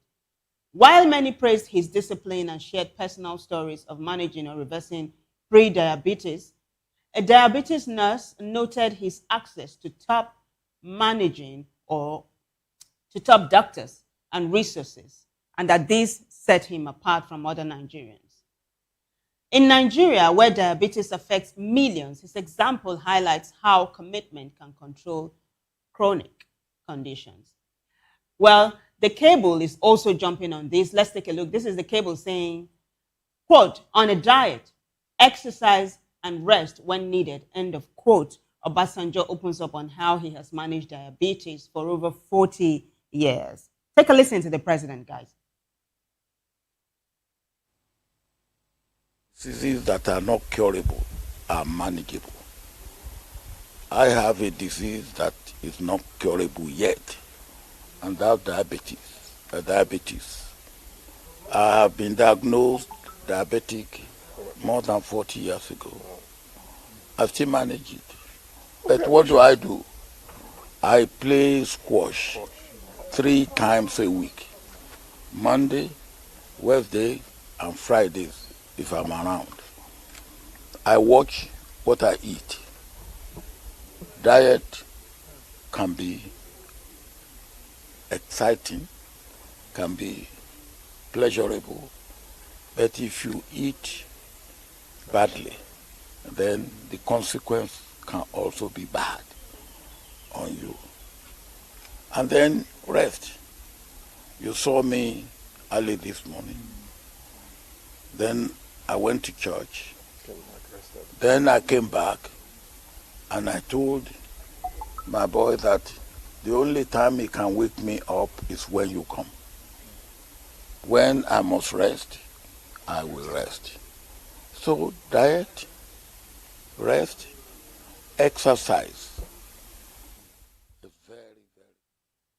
There you go. That is the secret to being diabetes free. Yeah, sort of, according to the former Vice President Olusegun Obasanjo, who has been managing diabetes for over 40 years. Now, Senator Shehu Sani says Obasanjo's experience of managing diabetes for over 4 decades should be a motivation to those battling with the condition, that it's not an unmanageable health problem.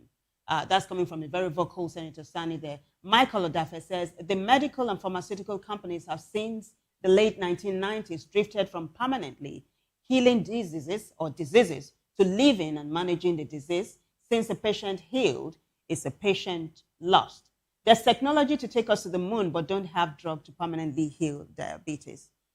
Jonathan says he's rich. He has access to the best doctors, medication, and technologies. This is not just about good food and exercise. Managing diabetes is way more than that.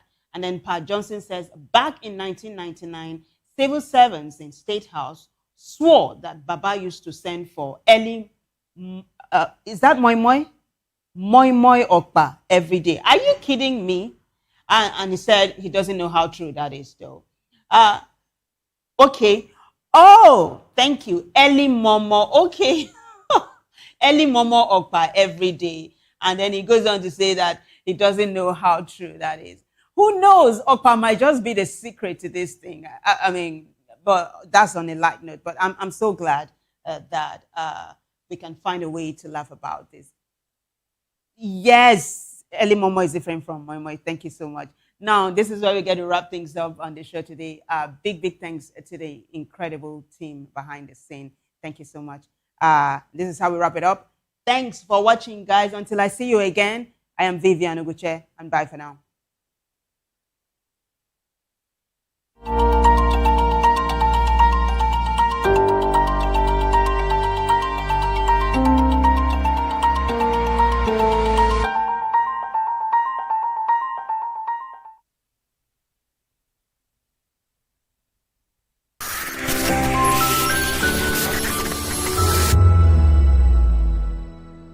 Nigerians, your voice matters, and in 2027 it starts with your permanent voter's card, your PVC.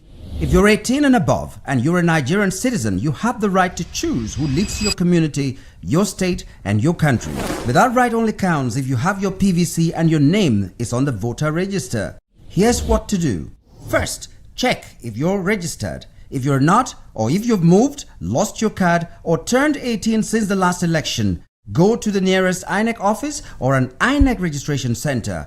Second, it's free. Don't pay anyone for any registration or collection. Third, collect your PVC early. Don't wait until the week before elections. INEC will announce dates. Listen to radio, TV, and follow INEC's official pages.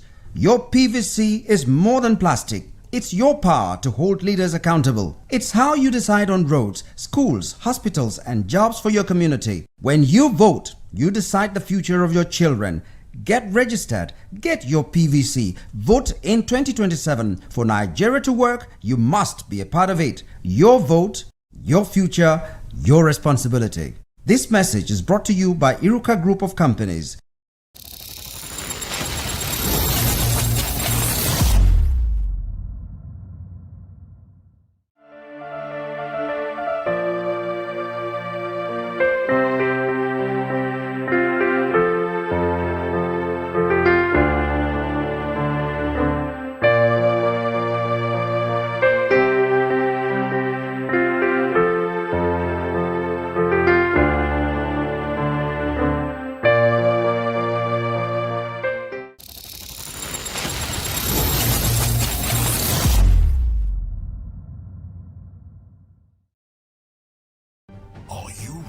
for the extraordinary. Something big is happening on your screen. Introducing VOP TV. Now streaming on SLTV channel 264. From breaking news to captivating conversations, news analysis, giving you all sides to the story. We break in-depth discussions on the issues that matter, from politics to sports, entertainment, and lifestyle. VOP TV on SLTV channel 264. Join us as we redefine what television means to you. Voice of the People Television, VOP TV. Now you have more than a voice.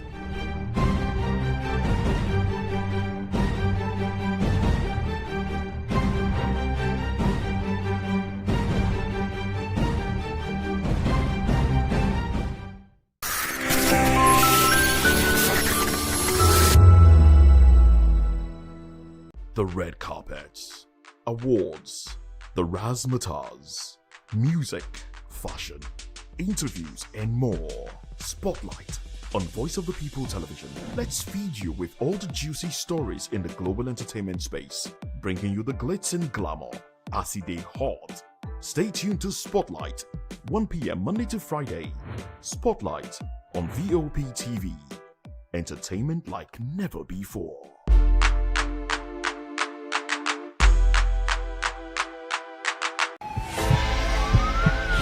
This is Health Check, your weekly guide to better living, smarter choices, and trusted answers. From everyday wellness to urgent health issues, we've got you covered. Health Check, only on Voice of the People Television, where your health has a voice.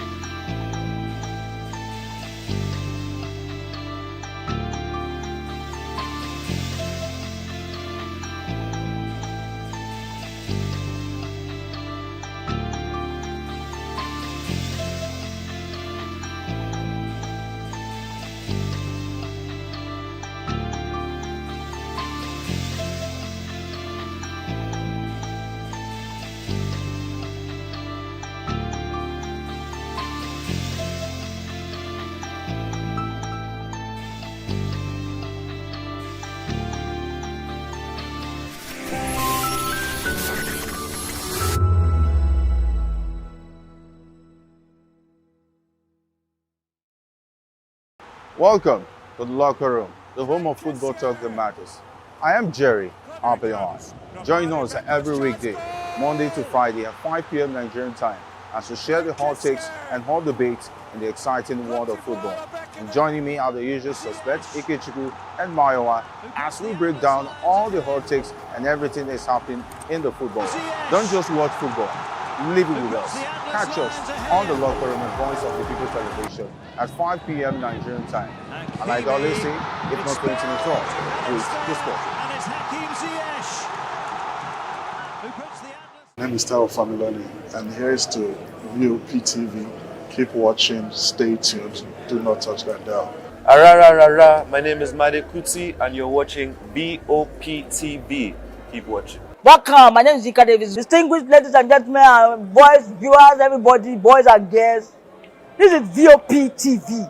Do you know what that means? Voice of the People TV. You don't have a voice, don't come here. You better make sure your voice is heard. In a world where truth is the ultimate power and opinions scream the loudest, it's time to wade through the noise. Hunger no get tribe! Hunger no get religion! And scan the human interest and trending topics that matter. Stay tuned to The Issues, your plug to the stories making the buzz, from politics to science and technology, social justice, and more. Let's tackle the tough questions and expose the truth. The Issues on Voice of the People Television, Mondays to Fridays, 8 to 9 p.m. The Issues. Don't just react, understand. Join us as we drive into the world of politics through insightful interviews with prominent political figures, both serving and former governors, ministers, senators, legislators, party chieftains, activists, and analysts. Get first-hand information into the decision-making processes that affect our daily lives. Highly engaging 1-hour program that brings political discourse into focus. I am Chukwuma Okoro. Political Lens, Monday through Friday, 6 to 7 p.m. Join us.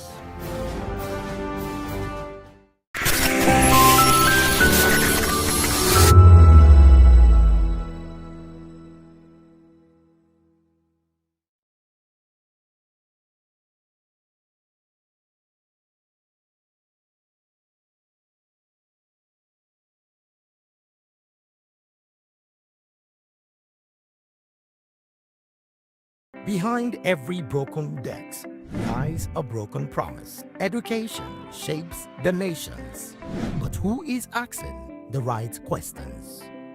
Introducing Edu Dialogue, the show that goes beyond the surface, exposes the cracks, the corruption, and the silence in Nigeria's education system. Edu Dialogue, Saturdays, 3 p.m., only on VOP TV. We break the biggest stories, from missing funds to policy failures. We ask the tough questions and demand real answers. Edu Dialogue, this Saturday, 3 p.m. on Voice of the People Television.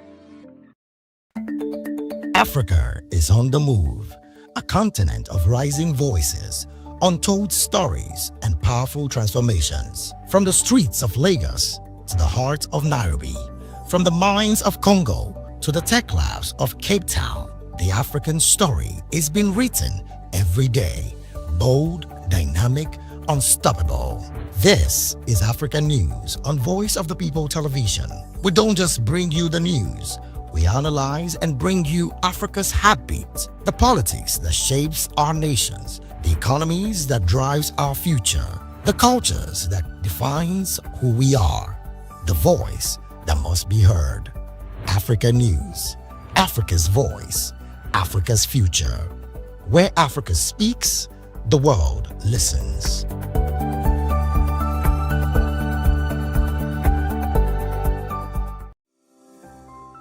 VOP TV. Now, you have more than a This is information on politics, economy, and state of the nation. We break down the chaos. Facts, not fluff. Truth, not spin. We discuss not just politics, but a glimpse into the future. Voice of the People Television. Now you have more than a voice.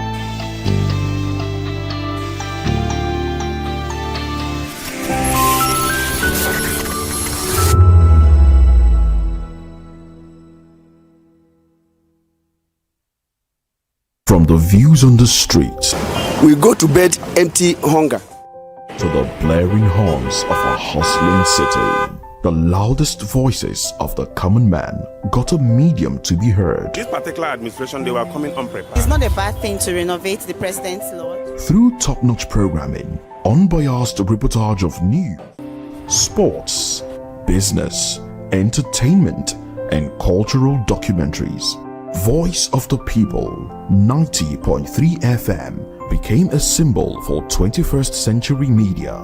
And now, a new baby is born.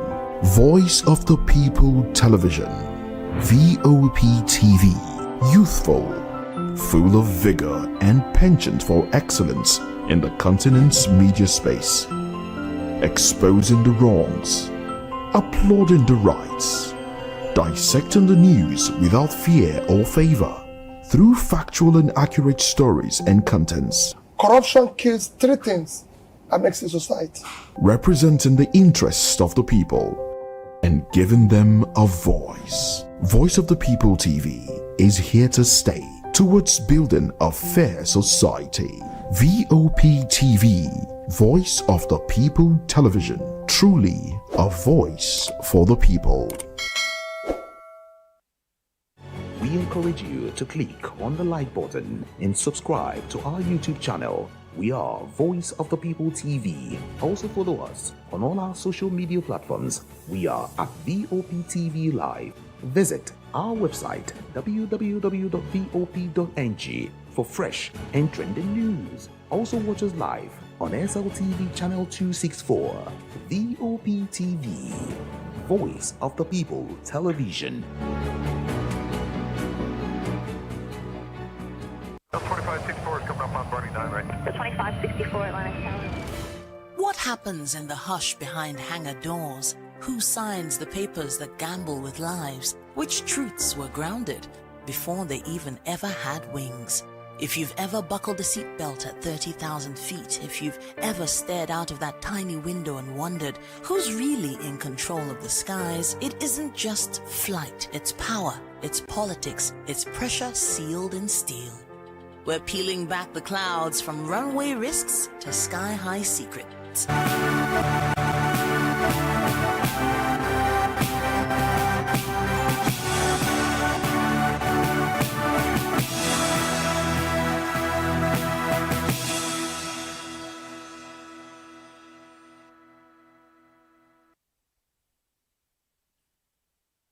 Well, hello and welcome to News Hour on Voice of the People TV.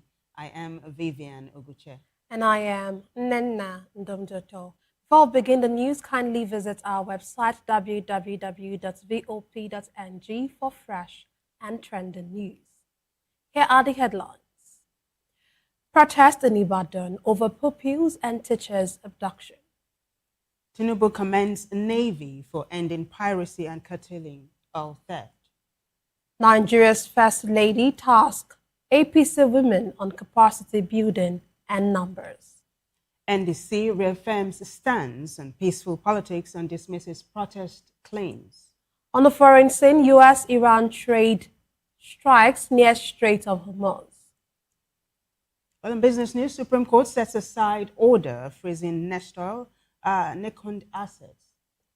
In sports, Super Eagles 2018 away jersey ranked among top iconic 10. In entertainment news, actor defends a deleted post on insecurity.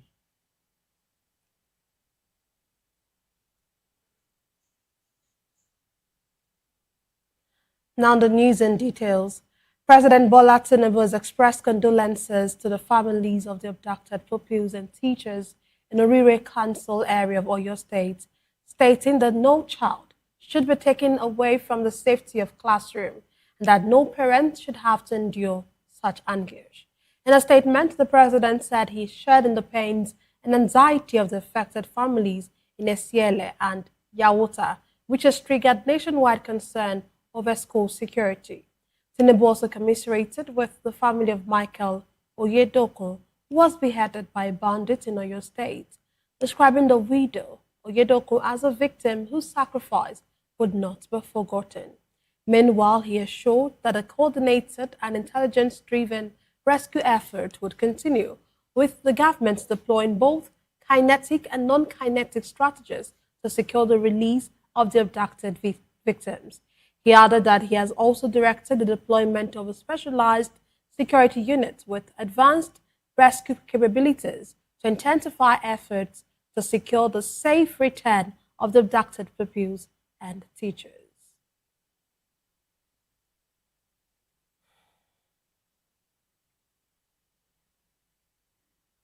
Meanwhile, civil society groups staged a protest in Ibadan, the Oyo State capital, on Monday, demanding urgent government action to secure the safe return of the 47 persons including pupils and teachers who were recently abducted in Ogbomoso. The protesters marched through parts of the city carrying placards with such inscriptions as "Stop the Kidnappers" and "Stand Up, Speak Out." Teachers had last Monday shut down classroom activities in Ogbomoso and staged a peaceful protest over the abduction of students and teachers, one of whom was killed. Meanwhile, the Nigerian Union of Teachers (NUT) has directed all public primary and secondary school teachers in Oyo State to withdraw services from schools beginning June 1 until further notice.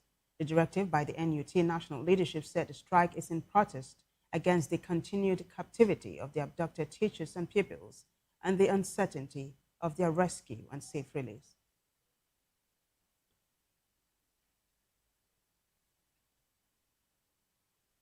Still on insecurity, the Lagos State Police Command, school authorities and government officials have dismissed the report of bandit attack in a school in the state, attributing the panic to misinformation.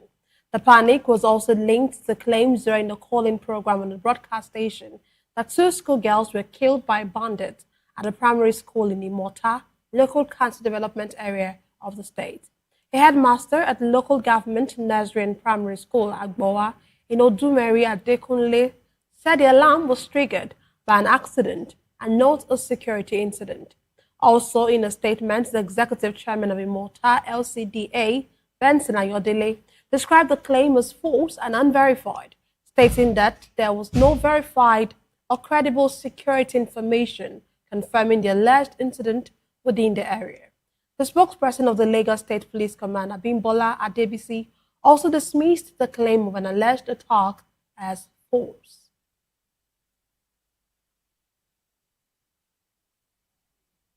Well, in another development, 2 policemen have been reported killed after suspected hoodlums attacked the convoy of the Chief of Staff to the Anambra State Governor, Dr. Ben Nwankwo, along the Imansia Nfuma Road.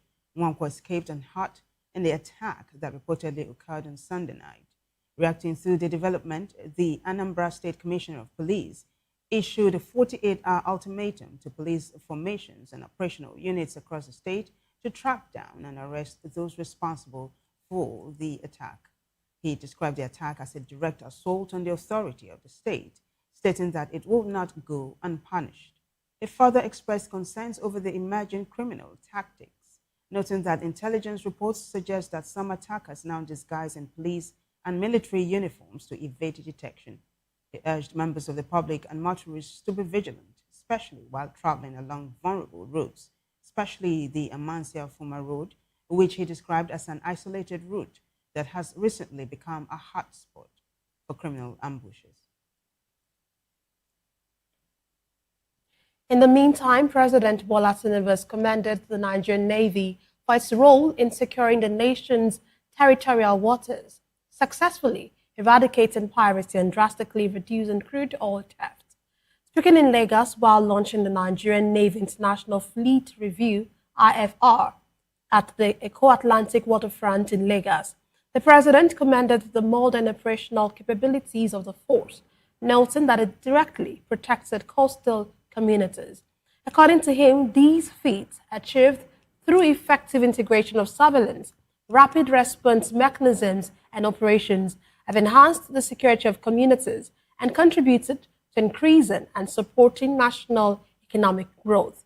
He expressed confidence that the Navy would continue to secure the maritime environment as a thriving engine of the blue economy.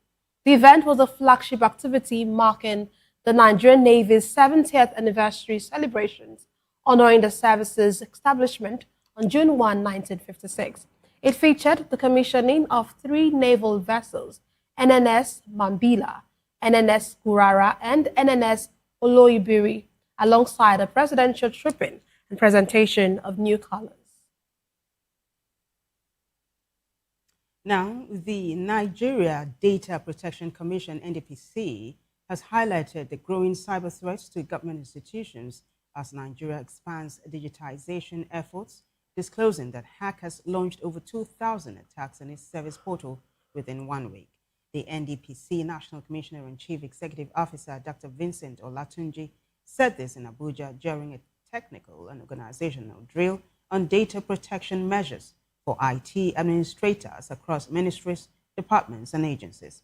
He said the attacks underlined the urgent need for government institutions to strengthen their cyber defenses and build the human capacity required to protect sensitive information and digital infrastructure. Olatunji explained that cyber attacks could be motivated by objectives ranging from attempts to embarrass government institutions to financial extortion and other malicious activities, noting that government bodies had increasingly become targets of cyber criminals as more public services migrate online. Nevertheless, he said the federal government's ongoing digital transformation agenda was increasing the need for stronger cybersecurity safeguards across ministries, departments, and agencies. And now to political matters. First Lady Oluremi Tinubu has urged women seeking political office to build relevant capacities and stronger connections with their constituents, stating that success in politics depends more on numbers and grassroots support than gender. Tinubu, who spoke while hosting the All Progressive Congress APC Women Leaders in Abuja, stressed the need for women politicians, especially those already in elective positions, to regularly engage with the people through town hall meetings and other forms of direct interaction. According to her, the party structures and grassroots mobilization remain critical factors in electoral success. More so, she urged women aspiring for political offices to earn the trust of the people by maintaining close contact with their communities. Her remarks followed the low number of women who succeeded in the recently concluded party primaries. Still politics, the National Democratic Congress, NDC, has dismissed as false and misleading the media reports that the party was planning a protest over the worsening insecurity in the country, insisting rather it is focused on good governance. In a statement refuting the report, the NDC vice presidential candidate Rabiu Kwankwaso clarified that the party has no hand in any action capable of disrupting public peace or leading to the destruction of lives and property. He added the party would pursue its political objectives through the ballot box in the 2027 general election. Kwankwaso further stressed that the party remains committed to democratic principles and peaceful engagements, maintaining that constructive dialogue and lawful political processes are the appropriate channels for addressing national concerns. According to him, the report appears aimed at creating unnecessary tension and confusion among citizens, while also misrepresenting the party's position on national security issues. Therefore, he urged the public to rely only on official statements from the party for accurate information regarding its activities and programs.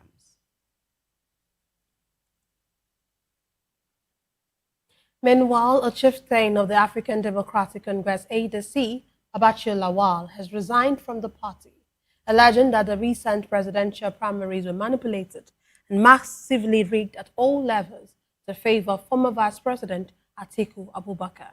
Announcing his resignation in a statement on his official Facebook page on Monday, the former secretary to the government of the Federation said he could no longer remain in a party which primary process he described as fundamentally flawed. He explained that the results were altered to favor Atiku and his supporters, adding that even where they allowed some semblance of election to hold, the winners were simply replaced with members of his syndicate. According to Lawal, his decision to leave the party was also informed by his unwillingness to be associated with what he described as a political structure that could influence future elections. Lingering controversies have followed the ADC presidential primaries held on May 25, which reduced Atiku as the party's presidential candidate. Well, away from that report, the Minister of the Federal Capital Territory, FCT, Nyesom Wike, has apologized for the continued presence of cattle on major roads and streets across Abuja, saying the situation remains a concern in spite of the efforts to improve the capital city. Addressing his monthly media briefing in Abuja, Wike expressed regrets over the development and assured residents of the administration's commitment to addressing it.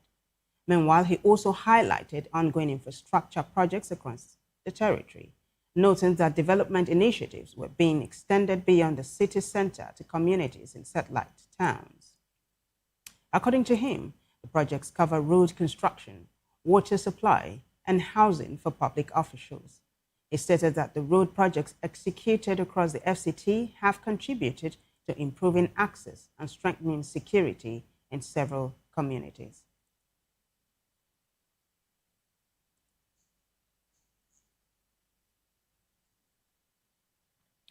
Joining us virtually for more insights on the stories and the news is public affairs analyst Amobi Ihengboro. Glad to have you join us, Amobi.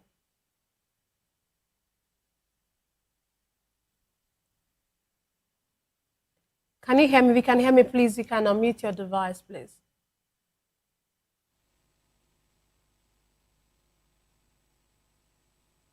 Okay, we seem to be having network connections. We'll rectify that, and when we return, we'll of course try to reconnect with him. Please do stay with us after this break.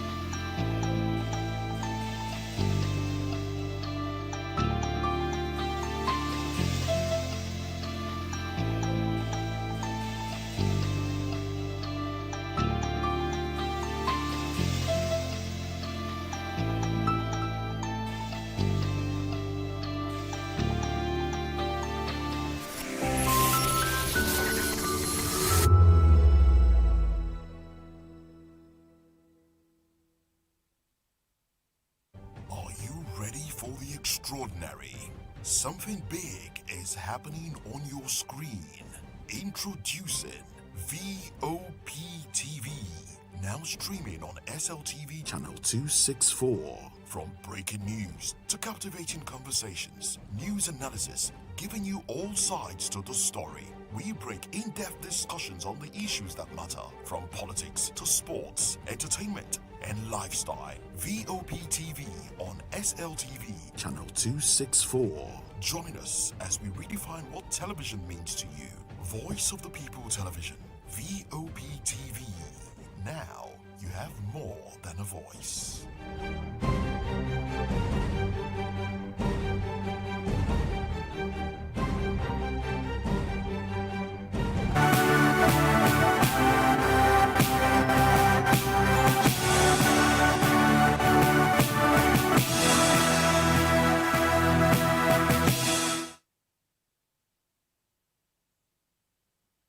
Glad to have you back. We still have Amobi Ihengboro here to, of course, analyze the news. Glad to have you join us, Amobi.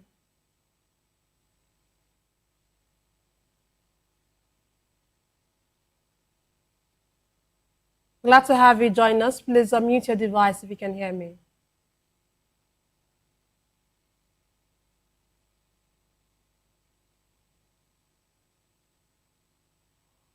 We still seem to be having some technical issues with connecting with Amobi. We'll take a break again, and when we return, would hopefully would have reconnected with him. Just stay with us.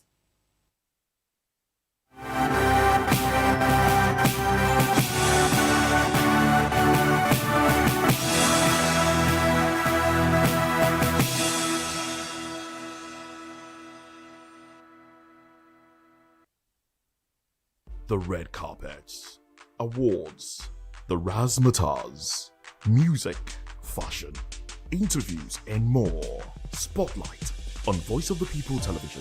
Let's feed you with all the juicy stories in the global entertainment space, bringing you the glitz and glamour as it is hot. Stay tuned to Spotlight, 1 p.m. Monday to Friday. Spotlight on VOP TV. Entertainment like never before.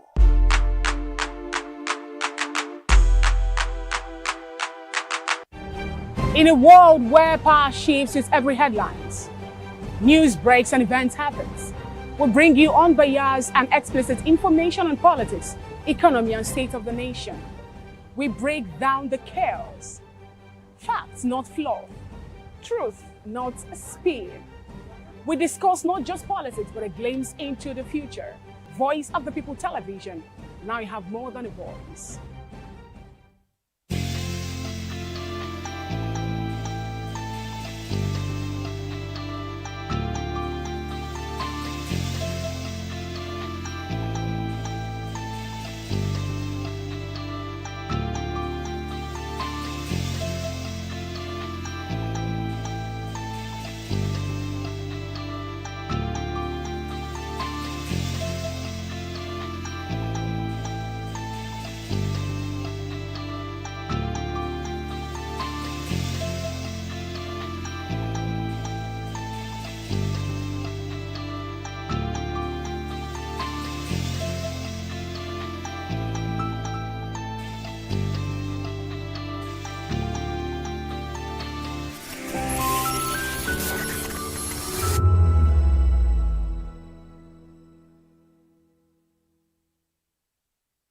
From the views on the street, we go to bed empty hunger, to the blaring horns of a hustling city, the loudest voices of the common man got a medium to be heard. This particular administration, they were coming unprepared. It's not a bad thing to renovate the president's lodge. Through top-notch programming, unbiased reportage of news, sports, business, entertainment, and cultural documentaries, Voice of the People 90.3 FM became a symbol for 21st century media. And now, a new baby is born. Voice of the People Television, VOP TV, youthful, full of vigor and penchant for excellence in the continent's media space, exposing the wrongs, applauding the rights, dissecting the news without fear or favor, through factual and accurate stories and contents. Corruption kills three things that makes a society. Representing the interests of the people and giving them a voice. Voice of the People TV is here to stay towards building a fair society. VOP TV, Voice of the People Television, truly a voice for the people. We encourage you to click on the like button and subscribe to our YouTube channel. We are Voice of the People TV. Also follow us on all our social media platforms. We are at VOP TV Live. Visit our website www.vop.ng for fresh and trending news. Also watch us live on SLTV channel 264. VOP TV, Voice of the People Television. 2564 is coming up on Barney 9, right? The 2564 Atlantic Tower. What happens in the hush behind hangar doors? Who signs the papers that gamble with lives? Which truths were grounded before they even ever had wings?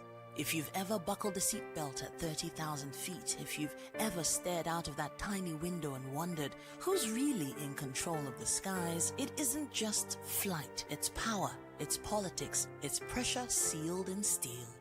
We're peeling back the clouds from runway risks to sky-high secrets. We're diving deep where most dare not to look.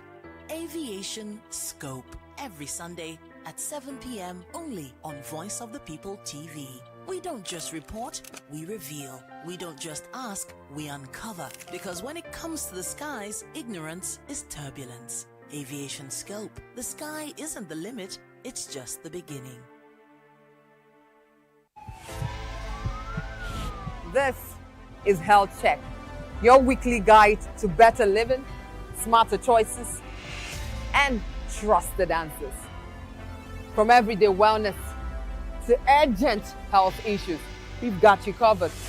Health Check, only on Voice of the People Television, where your health has a voice.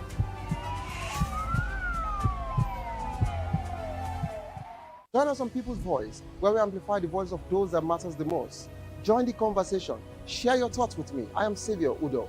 Weekdays, Monday through Friday, from 4 p.m. to 5. Don't forget, our voice matters the most. Let us come together and share our concerns.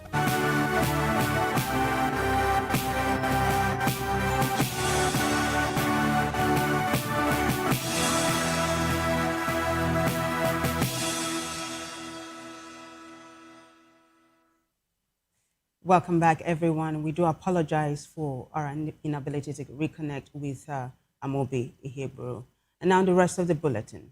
The Central Bank of Nigeria, CBN, has unveiled a strategic framework designed to accelerate innovation, expand financial inclusion, and strengthen the country's digital economy, known as the Nigeria Payment System Vision NPSV 2028.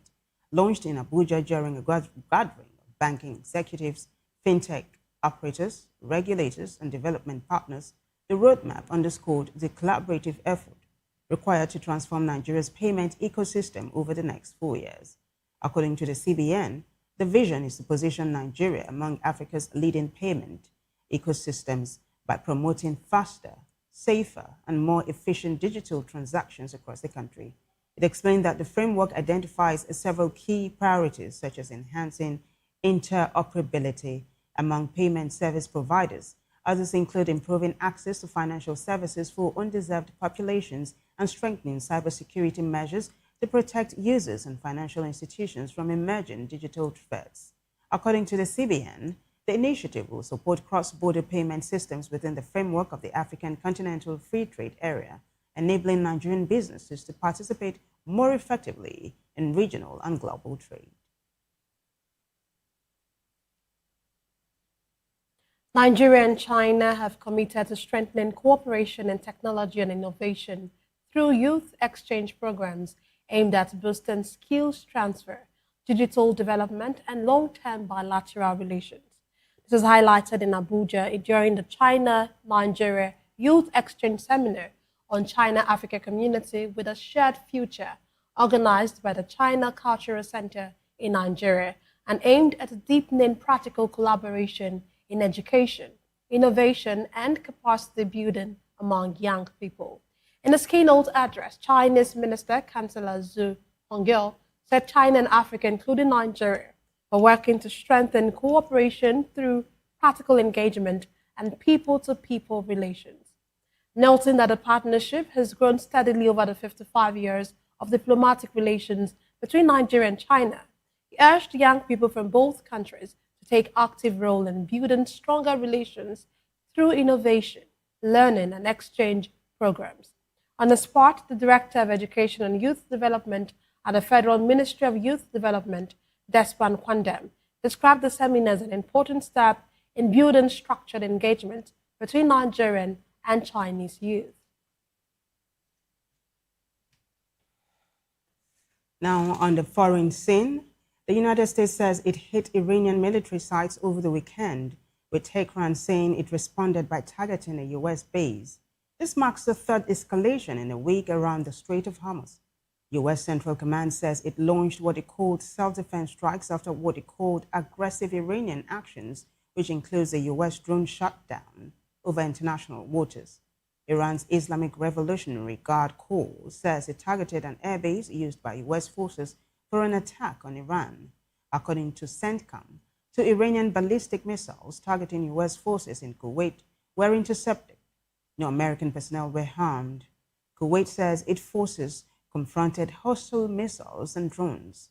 In a post on Truth Social early Monday, U.S. President Donald Trump told critics to sit back and relax, saying it will all work out well in the end.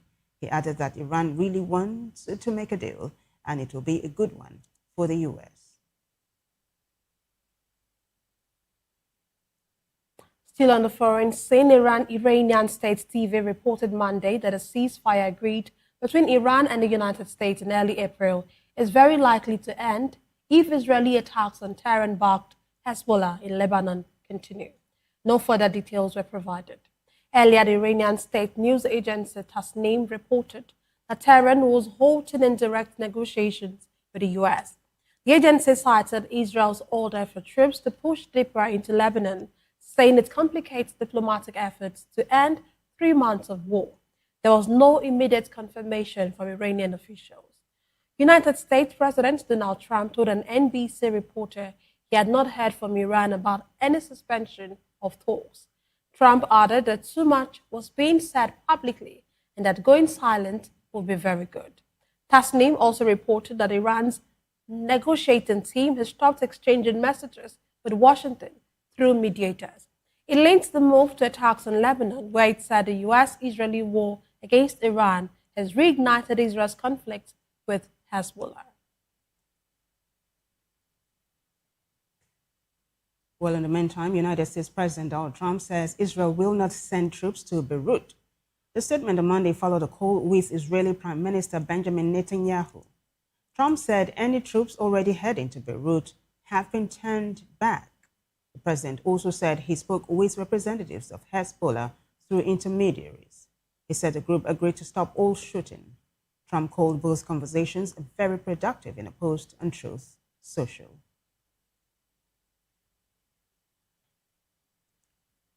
And now to business. The Supreme Court has set aside a Court of Appeal order freezing the assets of Necond Energy Limited, Nest Oil Limited, and two others over an alleged $1.1 billion indebtedness to FBN Quest Merchant Bank Limited and First Trustees Limited. The Apex Court, in a judgment by a 5-member panel led by Justice Stephen Adder, ruled that the 3-member appellate court panel went beyond their powers in granting an ex parte application against the appellant. In his lead judgment, Justice Adder flayed the appeal court for assuming jurisdiction and issuing injunction against Nekonde and Nest Oil when the matter was not properly set before it. The Supreme Court further accused the appeal court of misuse of the judicial process, particularly in issuing a stay of proceedings at the Federal High Court, Lagos. The dispute stems from debt recovery proceedings instituted against Nest Oil and Nekonde Energy by lenders, including FBN Quest Merchant Bank Limited and First Trustees Limited, over financing arrangements linked to oil assets and operations. Well, in sports news, the Nigerian national football team's 2018 FIFA World Cup away kit has been ranked among the most iconic jerseys of the FIFA World Cup tournament. Produced by Nike and worn by the team during the World Cup in Russia, the kit, in 5th position, quickly became one of the most talked about designs of the competition. The jersey drew widespread attention for its bold green and white geometric pattern, inspired by Nigeria's 1994 football heritage. The others in the top 10 iconic World Cup kits since the inception of the World Cup include West Germany's 1990s home kit in 1st position, Argentina's 1986 away kit in 2nd place, and Cameroon's sleeveless home kit for 2002 in 10th.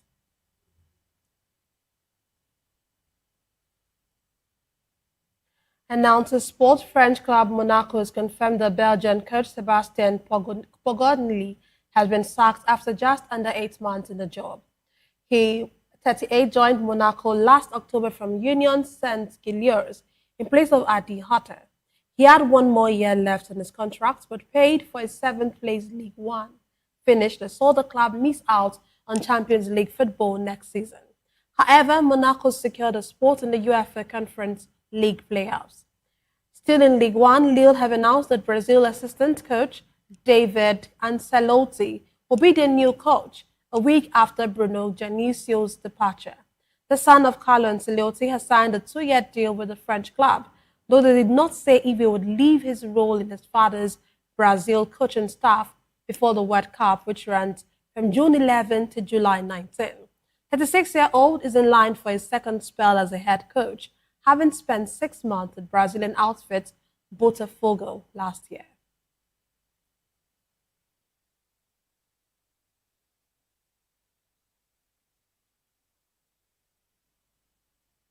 Well, you're still watching News Hour on VOP TV. We'll take a short break and be right back. Stay with us.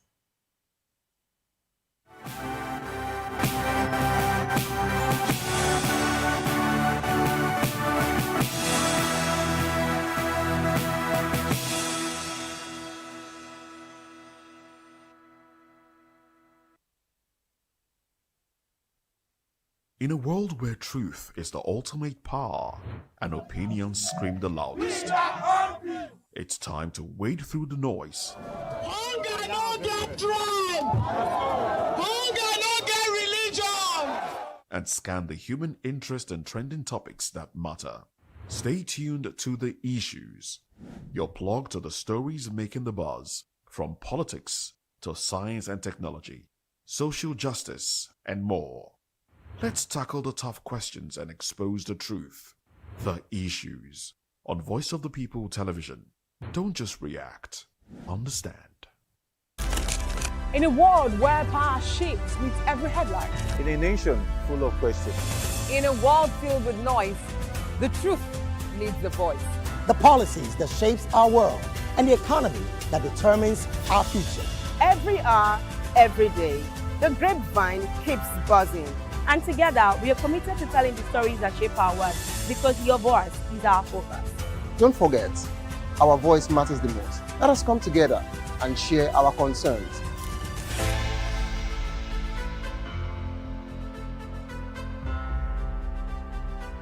Welcome to the locker room, the home of football talk that matters. I am Jerry Arpillon. Join us every weekday, Monday to Friday at 5 p.m. Nigerian time, as we share the hot takes and hot debates in the exciting world of football. And joining me are the usual suspects, Ikechukwu and Mayowa, as we break down all the hot takes and everything that's happening in the football. Don't just watch football, live it with us. Catch us on the locker room and Voice of the People Television at 5 p.m. Nigerian time. And like I always say, if not going to the talk, please the sport.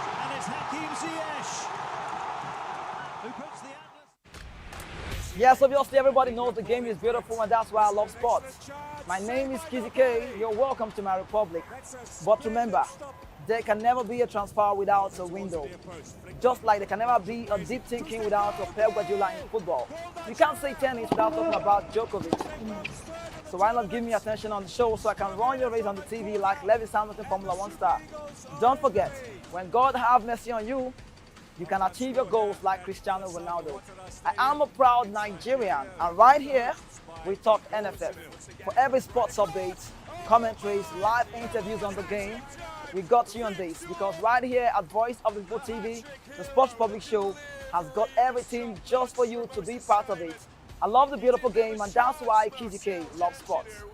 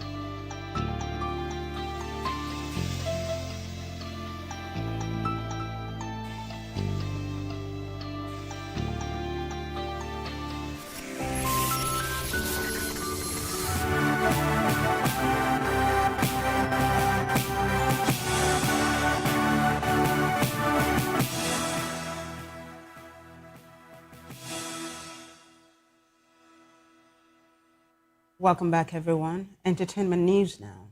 Actor Jide Awobono says he deleted a video about Nigeria's insecurity because he was emotional and deeply affected by ongoing events.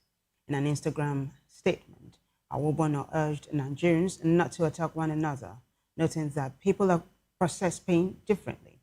He said he had previously spoken on insecurity, including posts about kidnappings in Oyo, and had personally been a victim of crime. The actor said he received over 1 million comments, many angry, arguing that public figures are also humans and feel the same. Citing caution and a practical approach to his career. The singer said the choice stems from his outlook on the music industry's uncertainties and his reluctance to place all his hopes on a music career alone. He explained that he has no tattoo on his body because he's skeptical, adding that if music doesn't work, he would return to office work and take up a conventional job.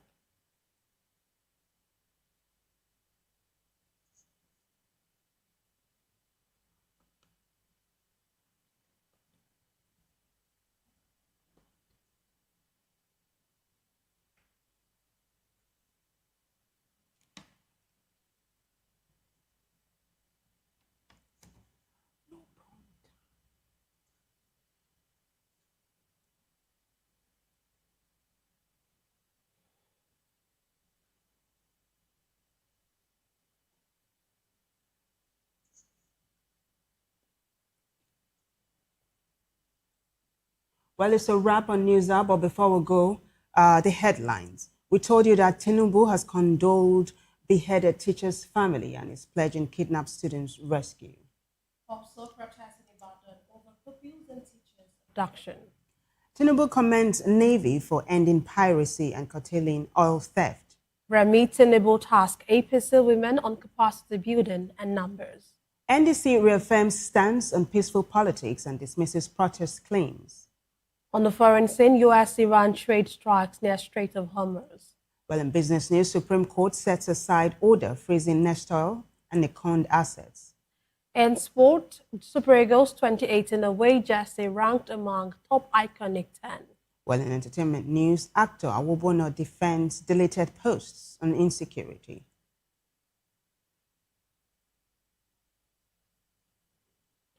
Do well to subscribe to our YouTube channel on YouTube. We are at Voice of the People Television. And on other social media platforms, we are at VOP TV Live. If you witness news happening near you, we want to hear from you. Send your eyewitness report, event coverage request, photos, or videos via WhatsApp to 0814-606-4057. You can also reach our newsroom by email at news@vop.ng. I am Nenna Ndomdioto. And I am Vivian Oguche. Thank you for watching.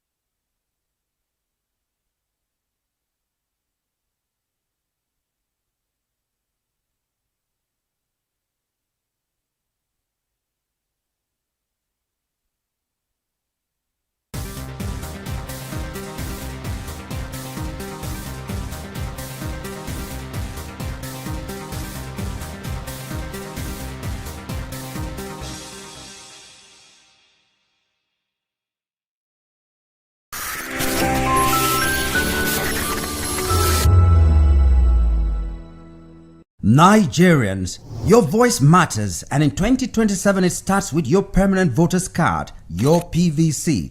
If you're 18 and above and you're a Nigerian citizen, you have the right to choose who leads your community, your state and your country. But that right only counts if you have your PVC and your name is on the voter register. Here's what to do. First, check if you're registered. If you're not, or if you've moved, lost your card or turned 18 since the last election, go to the nearest INEC office or an INEC registration center.